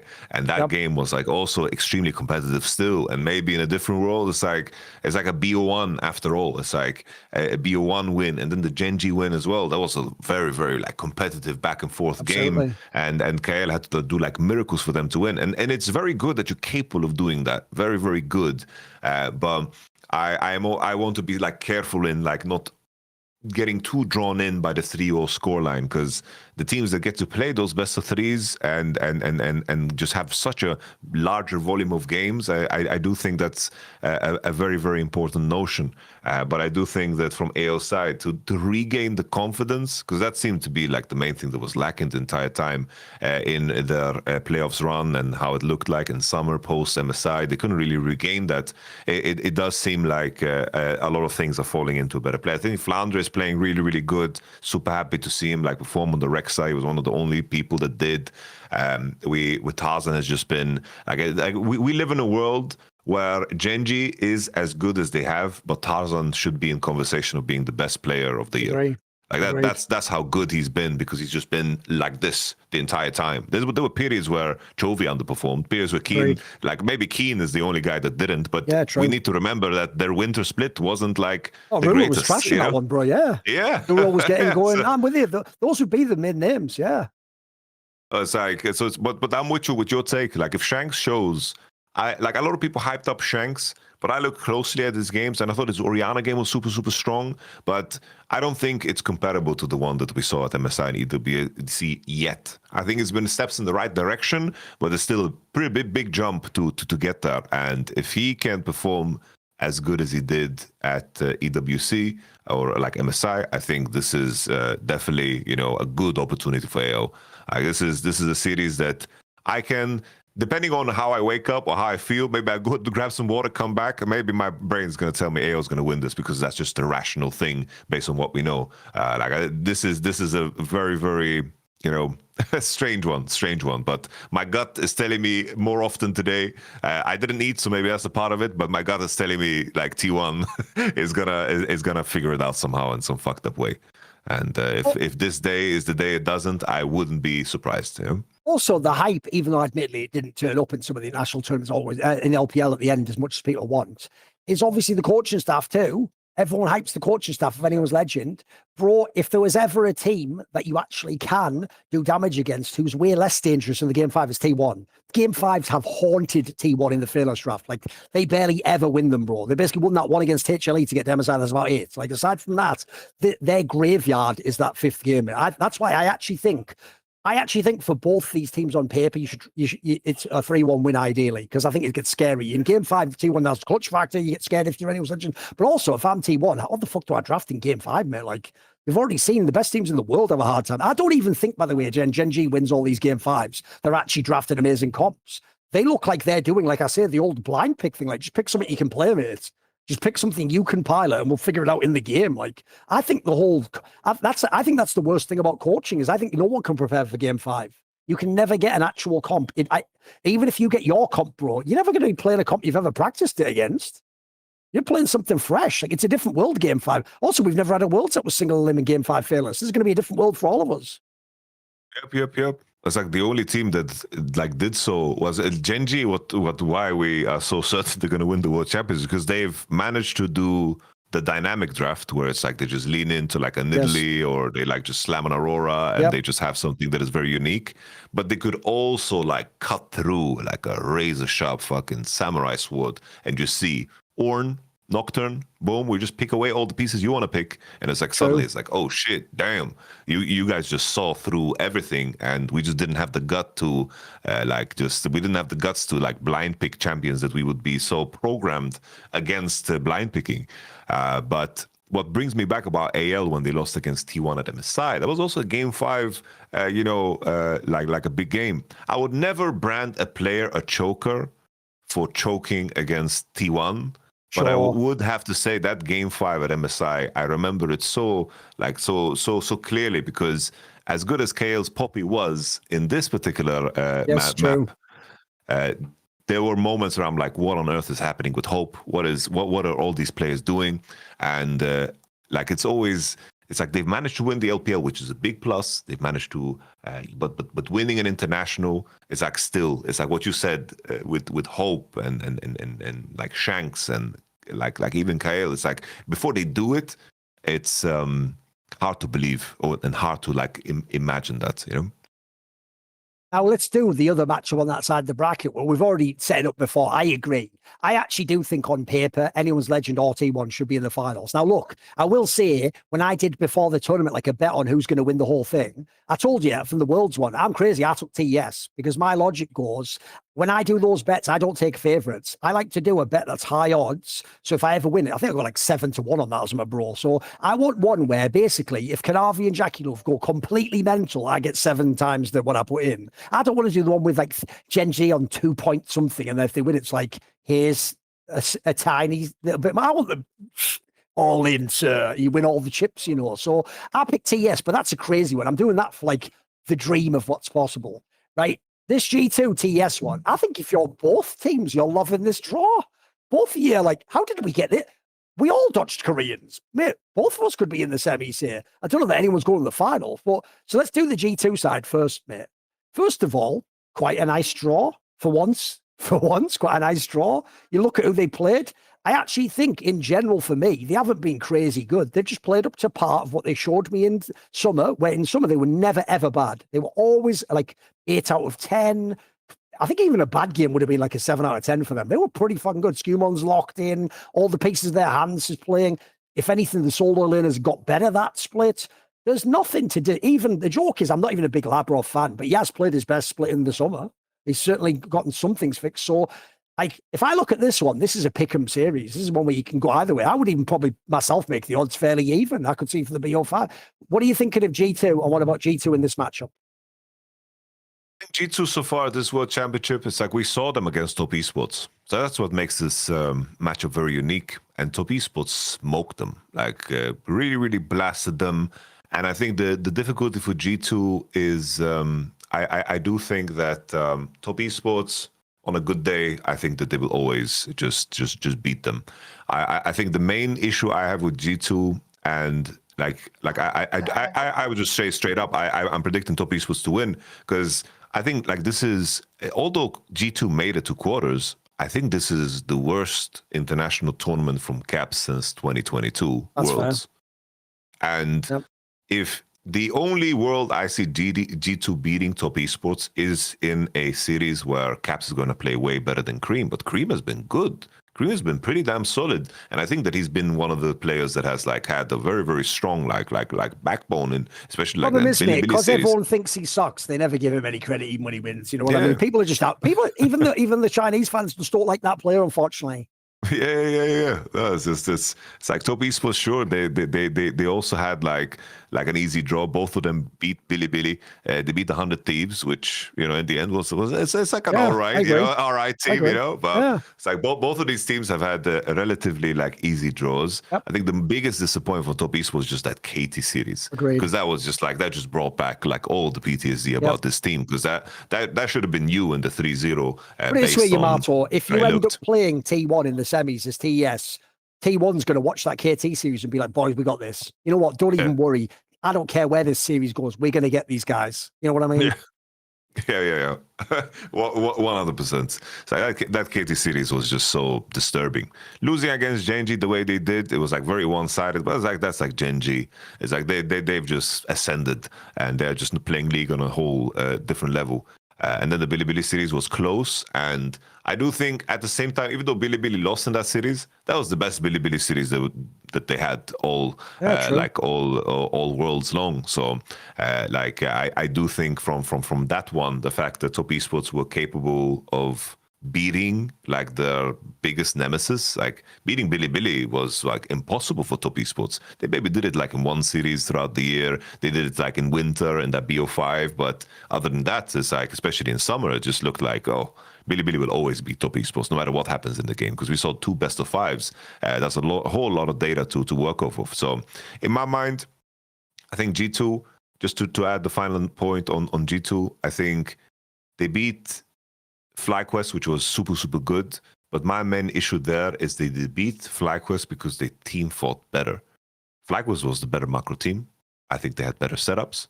G2 did a good job of leaning into comfort, and I think the fact that Fearless is there makes them not fall into the Dylan Falco traps. Because if there was one piece of criticism I would have towards Dylan Falco would be like during the Worlds runs, they were too rigid in the commitment to, of course, their prep.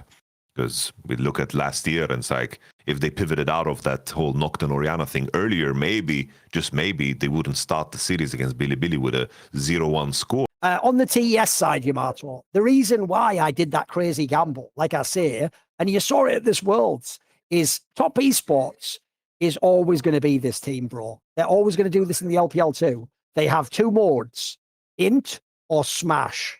There's nothing in between. There's no slow macro. There's no like, clever fight they took, that shrewd. If they smash, they take every fight in smash. If they int, they take every fight in int, bro. But when you have players like 369, Kanavi, Jack, it is possible, bro. You can do it. You saw it in the look. Jackal hasn't even had a great Worlds. But I tell you, he had a couple of games that were sick. That last game was a fucking banger. Kanavi, yeah, he's had the games where I'm doing the Razork. What's going on, Jackal? But he's also Kanavi. He's also had the games where it was like, that's Kanavi, mate. That's the player I want to see from the LPL. Who I'm trying to tell all you guys who don't watch the LPL, this guy's so good. It's actually a crime he hasn't had a million Worlds he carried. Not that he's shit his bed, etc. And actually, I'm with you on the Creme one.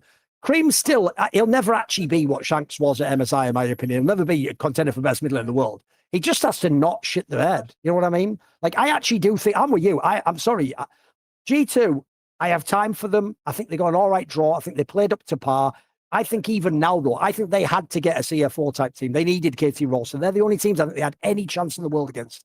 I think they are going to lose probably 3-0, 3-1 here. I think TS are just going to win, mate. What about you? Yep.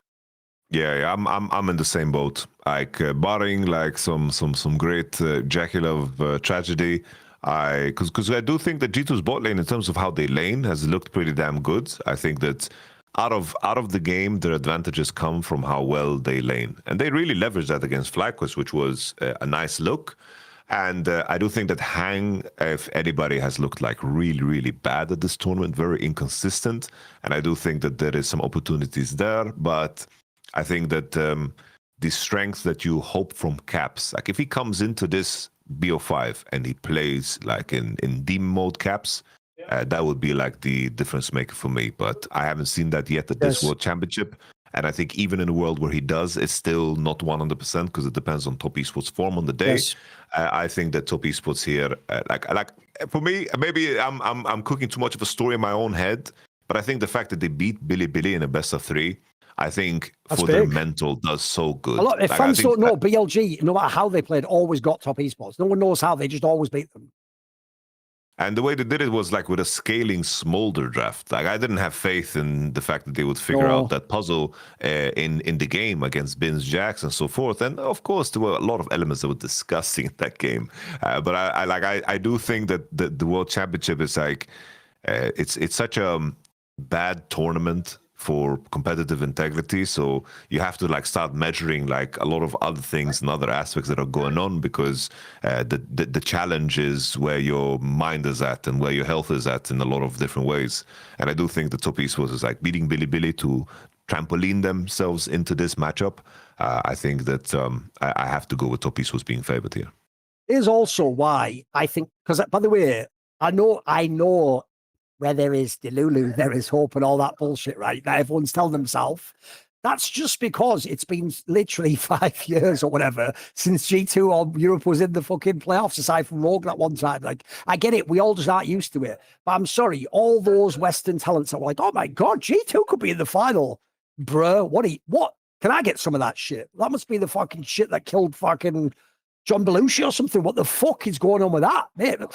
Holy, this is so good. I'm going to heaven or hell, mate. What are you talking about? They're losing this series. I'll tell you why. Think about what you just talked about, Yato. Right? On paper, the two most attackable positions on G2 are mid and support. Bruh, they're the two positions everyone's scared about on TES. They're the only players that are actually not going to be scared and shitting their pants. Like, actually, I think TS is just a better team, mate. I'm sorry, I just believe they will just win all the team fights and they'll just win this series. I think they're just going to get through this one. Look, as said before, it's probably still going to be whoever wins anyone's original team TM1 goes to the work finals. Let's swap to the other side then. Right, let's just do this one first because the other one's not as important. Obviously, the one bomber of no double a limb is we've got, in theory, the two best teams of the year playing in the quarterfinals. What? Remember, in the LCK Cup, this was the final. In the unofficial, there's no spring final, but we with Dom agree there was a spring final. Shut the fuck up. It was the first match. This was the final. In the summer, this was the final. Now, the problem is, does this live up to it? And what do you think of the fact this is a quarterfinal? HLE versus GenG, bruh. Quarters at Worlds. I feel very sad for HLE, man. This is rough. You have a 3-1 draw. This is what you land on. GenG. Like it all comes back to like GenG losing against KT. It just like really ruined everything. Yeah. As usual, KT ruins other people's tournaments. They don't win the tournament. They just ruin your tournament. It's just like it's just all a seeding issue and so forth, and somehow they landed here. Because I think HLE, based on what we've seen, it's like I would have loved to see HLE versus AL, or like a rematch of HLE versus T1 spot. Let's see that bracket. Yeah, absolutely. Yeah. It's like it's the draw is good for one reason, is that you have parity in like all of the matches, but it also means that we just managed to land ourselves in a position where like the semifinals is going to be ass. Like it's just going to be ass unless something absurd happens. And I'm with you. It's like we need a double elimination. But coming back to the series, it's just the last time they played, it didn't look like HLE like even believed that they were capable of winning. And I think that was also a series where Canyon looked at his worst. And the scariest thing for all of these teams that are going to try to beat GenG at this tournament is that Canyon looks good. Canyon looks good again. And it's like, you had one piece of hope. It's like, oh, maybe your jungler can outperform Canyon. Canyon is back. He's playing. He's looking damn good. And on the other side, HLE, they have I think that Zeka like ramped up and played like better. He had that Rise game that was like a really big like shocking disappointment, but he's not playing at the level where I'm like, ooh, Zeka's the best player in the world. Look at him go. And then the final, like I think the crux of it all is that I think that Delight and Peanut are far too inconsistent. They can be really good in the same game and really bad in the same game. I don't know how many times I've seen Delight on Alistar like pulverize the floor, or at the same time like find just the game-winning play in the same game.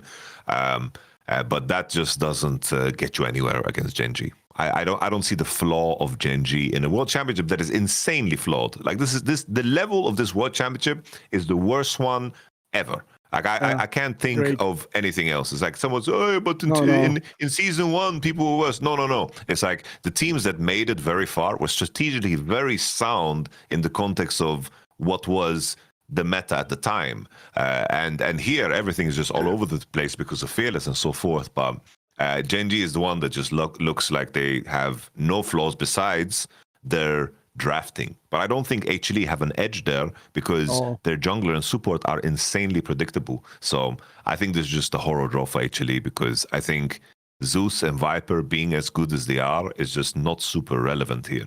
It's kind of like AL versus TES when we saw it regionally, where Tarzan being as good as he is matters less against a Kanavi. No, I agree. Similar thought, which is your two super mega players on HLE are playing arguably the two players better than them in the world. Give me a break, like, because I'm with you. Give me any other draw. As HLE, give me any other draw, and I'm going to be in the semis of the final, and I'm the next team to win. And in fact, I'm watching the other matches, seeing if anyone else makes GenG, mate. Peanut, we're winning that cup, mate. We can stick in this one at the back door. But I'm with you. They're gonna lose. This might even be 3-0, mate. I think from the drafts, because there's only been that one weird AL draft from GenG that I don't really know what that competition was. But aside from that, yes, they haven't been peak GenG. But people like Ruler and Keen, mate, they didn't get that memo. They just smashed everyone's heads in the whole tournament. They're just gonna win this tournament right now, right? I think so. It's like when if we are watching fucking Chovy play one of the best Orianna games ever, it's like, what's the flaw of this guy?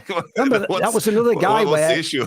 He's not supposed to be that's Faker's champion, bro. I know he's just too good now. And by the way, still to this day, his Aurora is just fucking. It's in another universe, man. It's like he invented the champion or something. He's ridiculous. And Ruler has the whole champion pool again. Keen does whatever he wants.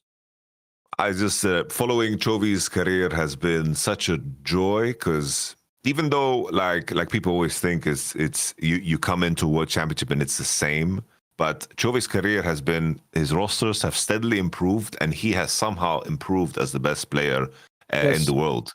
And now he just looks so complete because he has like the right amount of looseness to his play. He has the range of champions, and he's capable of being like, oh, I'll just first time cast you here in game number 3 of this best of 5 and just look amazing.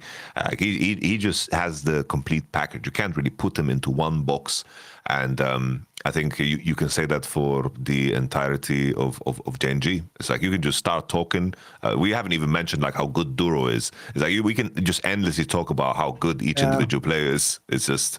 The list is endless. Did you actually watch CS like 10 years ago in CSGO? Did you ever watch like the Astralis era and stuff like that? Like the last era I watched was just when Fnatic and NIP, like that was the CSGO era for me. You know that era, the beginning of CSGO, Device used to play. It used to be on almost the same lineup. You could do TSM, they were called, then they became Astralis. And they were notorious. They're like Chovy, they never won. They always made semis. They were always as good. By the way, if you don't know, they used to beat Fnatic regularly, and then the big tournaments, Fnatic would win the major, right? I always told people the reason why I used to say Device was my favorite player, even though I thought Olofmeister was better, is because it's so satisfying to see a player that you can see from the non-pressure games, he can do everything. He could be the best player in the world. He could win every tournament, but he keeps choking. But you start, this is the most satisfying narrative in sports, in my opinion. You start as the player who doesn't make good on his potential, and you gradually figure it out. And you have all these times, you fight the final boss like a Dragon Ball Z episode, but in the end, you overcome. And it's like some fucked up Aesop's fable from Greece. It's like the losses you have teach you the life lessons that make you the player that later. And if no one knows in CSGO, the reason Device was considered the biggest choker ever in Counter-Strike, but ended the game with the most majors won, and at one point had the most MVPs in the history of CSGO, was because he became one of the most clutch players ever because he went through that. That's what's so sick about the Chovy story. Chovy's story isn't faker. He didn't walk through the door, become the best, win everything, and go, fuck it, what do I do now? Win again? Guess that. No, he started as like all this potential, but can he even play as a team player though? Okay, he can play as a team player, but does someone else have to do the macro for him? Okay, now he's figured out some macro, but is he really a team fighter? Oh, okay, he can win in the team fights, but he doesn't win when it's the clutch moment. Oh, what's that? Now he just wins every game 5 and no, bro, this is the most satisfying story in esports, is incredible potential finally realized. That is the one where, that's why if Chovy wins this world, it will genuinely be, I'd get like emotional, mate. It'll be one of the best stories, because think about how long this story was. It'll be one of the most satisfying conclusions to a saga I have ever seen in esports. A bit like that Device example I gave, Whereas actually, you know what? If he'd have tripped over and won in 2022, it wouldn't be as cool a story. It would be awesome in a way for the game and the rivalry, but it wouldn't have this same like smooth arc that's going up. And right now, the arc ends. I can see in the crystal ball, they lift worlds, man. They win this worlds. Yeah, well, it's time. But I don't know. I don't know. I feel like League would be ruined if they don't, unless like the LPL wins.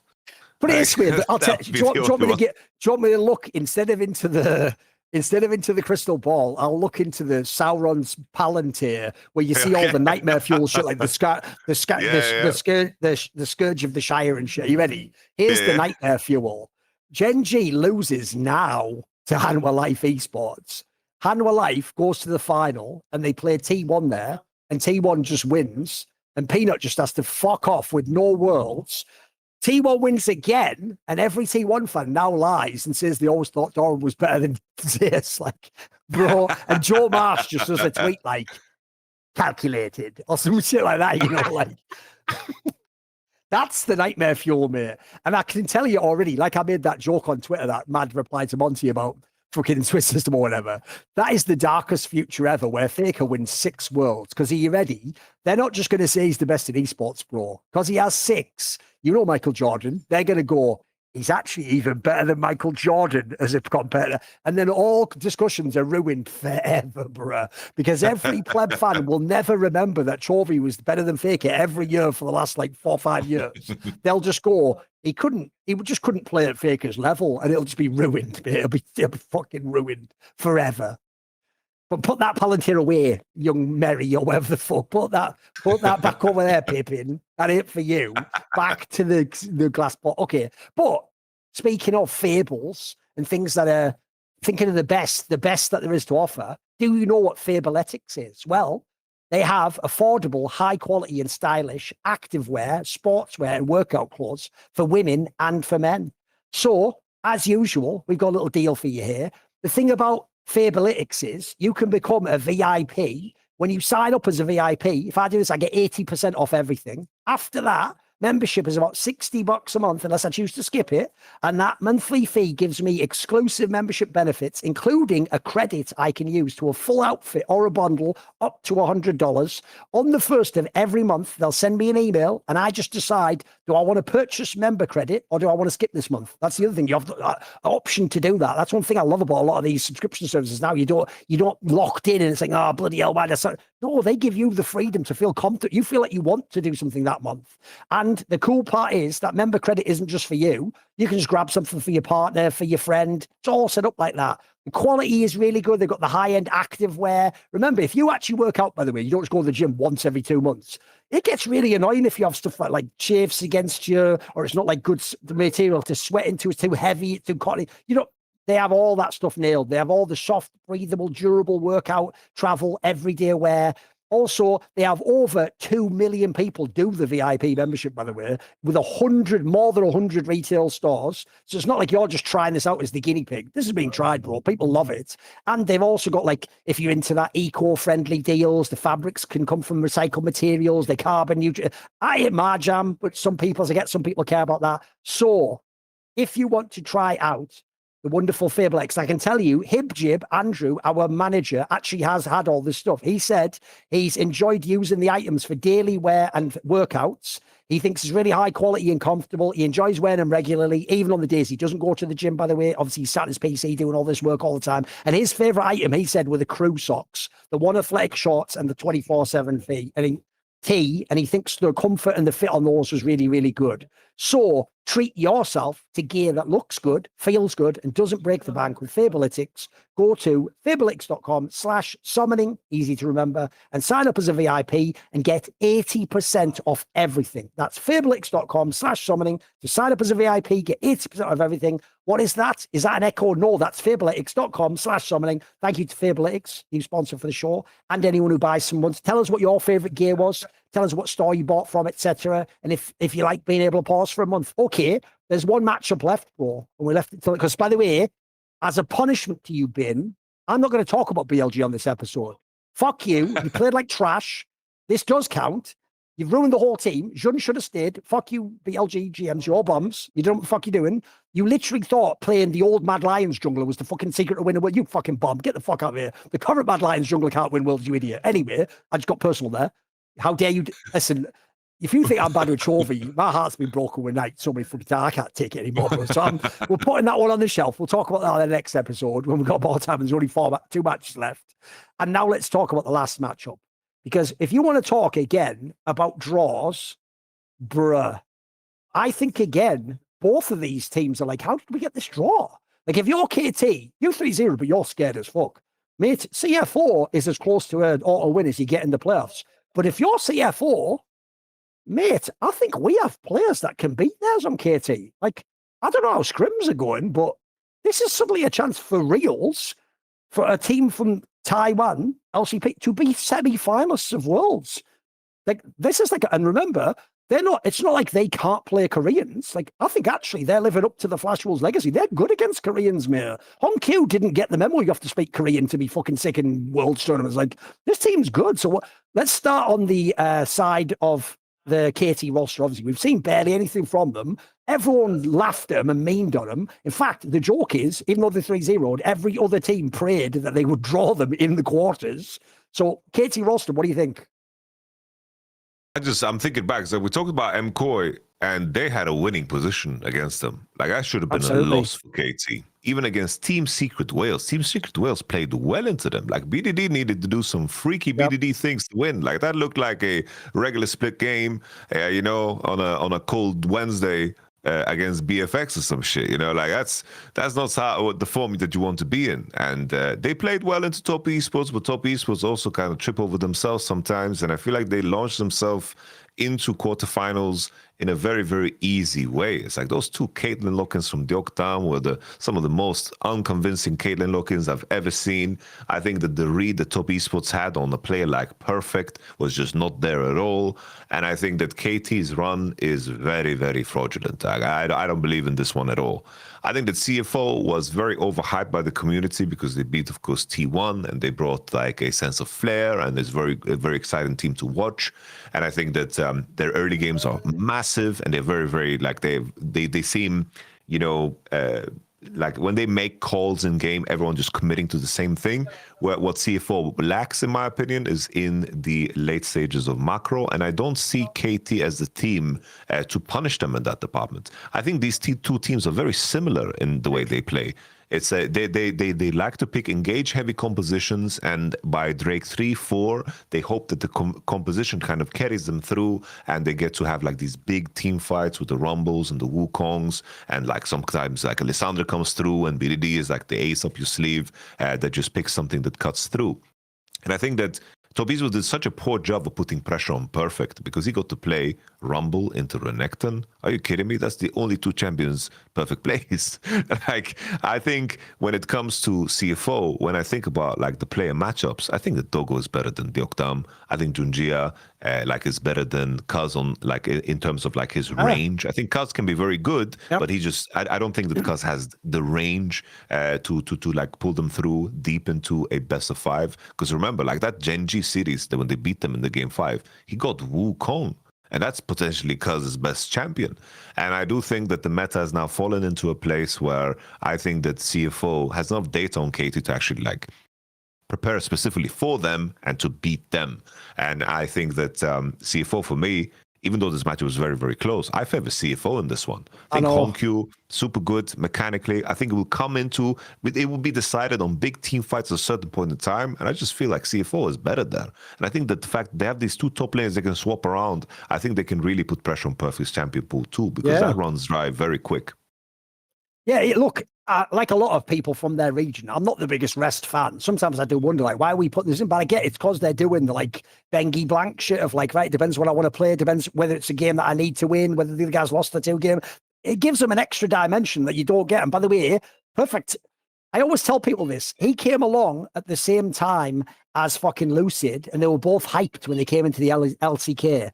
Lucid was way more of a prospect, mate. This guy's just been all right. He's just not. It's why actually I'm not joking. I would have signed Canna to this team if I were them. I'd have had perks in the fucking bubble bath with Canna and just got it signed for after Worlds. Like, that's a slam dunk for me because I don't believe in that at all. But I'm with you. As crazy as it sounds, I'm taking CF4 to win this one, mate. I do not believe in KT roster. They are so fucking fraudulent, and they had a piss easy draw here. Like, again, I hyped TS. That was the TS that Inspro. That was the TS that didn't want to play the game. Like, they haven't shown me anything. I actually think CF4's been way better tested. I'm with you. Deokdam, he's again walked on water in these matches, mate. I don't know what's going on, but this guy's not that good. I watched him play with fucking my boy Milky Way. He was not a good player. This guy is nothing. So I I think Doggo is better. By the way, did you see that clip from Dom's stream about Doggo? I give Dom this credit. He made me actually laugh out loud. There's a clip where he's showing Doggo playing, and he's going, I don't know why these teams are losing to Doggo, because we've already seen on YouTube, there's already content out there of strategies to shut down Doggo, to stop him, And he goes, just watch Hassan Arby's stream. And I was like, oh, this motherfucker, you got me, okay. You got me, Dom. I was thinking, what fucking content is there about this guy? He's just a good player. Like, you got me, Dom. You got me on that one, okay. Bro, Dom couldn't let that go, bro. He was always like, why doesn't he run electrocute? I know. Why doesn't he play static shiv? I was like, oh, the love of God, Dom. Obviously, Cannon, you could play about that too, Yeah, Cannon as well. Yeah, it's like give me a break. Oh, my life, Zeus Please. just comes in, to beat Doggo, but he can't because of the draw. Yeah. Doggo's least favorite movie, that Spider-Man one with Andrew Garfield in, where he had Jamie Foxx as that Electro guy. The jokes write themselves, mate. I know they write themselves, but obviously he would be a grass Pokemon because his weakness is electricity, lightning or whatever it is. Whatever. The jokes on it. But anyway, I agree. Bro, water Pokemons are weak to electric. Come on, Thor. Oh, sorry, I got it the wrong way around then. Okay. Oh, it's water. Yeah, you're right. Okay, it would be okay. So after you blast or something. Grass are grounded, bro. They're on the ground. Yeah, grass is fire. Yeah, you're right. Okay, you're right. Yeah. I got that one wrong. Again, by the way, Pokemon's like 30 years old too. No, by the way, I actually genuinely do think, I think they're going to win. I think CFO is actually the better team. Also, people forget. Remember the first time we saw Doggo? People don't know this, bro. Remember he was on PSG Talent a million years ago when they went the 5 games with RNG at 2021 MSI. But he was a stand-in. People don't know that back then. He just stood in for whoever the main guy they had was and couldn't attend the tournament. And he actually had an amazing tournament. Everyone remembers that's why he got to go to the LPL after that. And they tried him out. He was in BLG. I think it was, if you remember. Like he was sharing space with Uzi, right? And Billy, I think. By the way, this guy is just a fucking strong mechanical ADC. Like, I like this guy's game. He's also got balls, mate. This guy's fucking got some. He doesn't pussy around. I think this guy. So I'm with you. I actually think KT's going out in the quarters. And sadly, they've done it all since it, but that's the moment they let everyone down again. They just piss away this quarters, and they don't even get to do the dream of, but we already beat GenG. Shut the fuck up. You didn't. And you're not getting there now, I'll tell you right now. So that's over. That one's done so. It ain't happening. That's this is the biggest problem, right? Is that this Swiss stage, it's like we are like competitive elitists, right? Like we want the best teams, we want a lot of games, we want the value. But the fact that the fandom, there's like one fandom thinks that G2 can make finals somehow. I don't know where this comes from. And then the KT fandom is also thinking, damn, this is our world because of exactly what you said. We're the only ones to beat GenG. We've got to be sent in to do it again. They're doing the DRX runs. Like, I don't know about that. It's like we're getting so much. People are just huffing the biggest like copium ever, and people are just spreading the word. The tournament is going viral, and I guess that's just the world we live in. They want people to believe in fairy tales. It's just Riot is turning into Disney. Listen, that is not the world we live in. I'm telling you right now, I saw the game against T1. This is what's going to happen if you are perfect. You're going to see this in your nightmares. Driver's going to dance on you, homie. He's going to be fucking, it's going to be like, what's it? Step Up to the Block or whatever. Those like dancing movies. Like, he's just going to be, oh yeah. That's Driver's game. This guy's got some would even argue a little bit too much swag. Maybe you should dial that swag back a little bit. The joke, by the way, Irene, you picked the wrong player, mate. Get Driver. He'll be loving all that crap.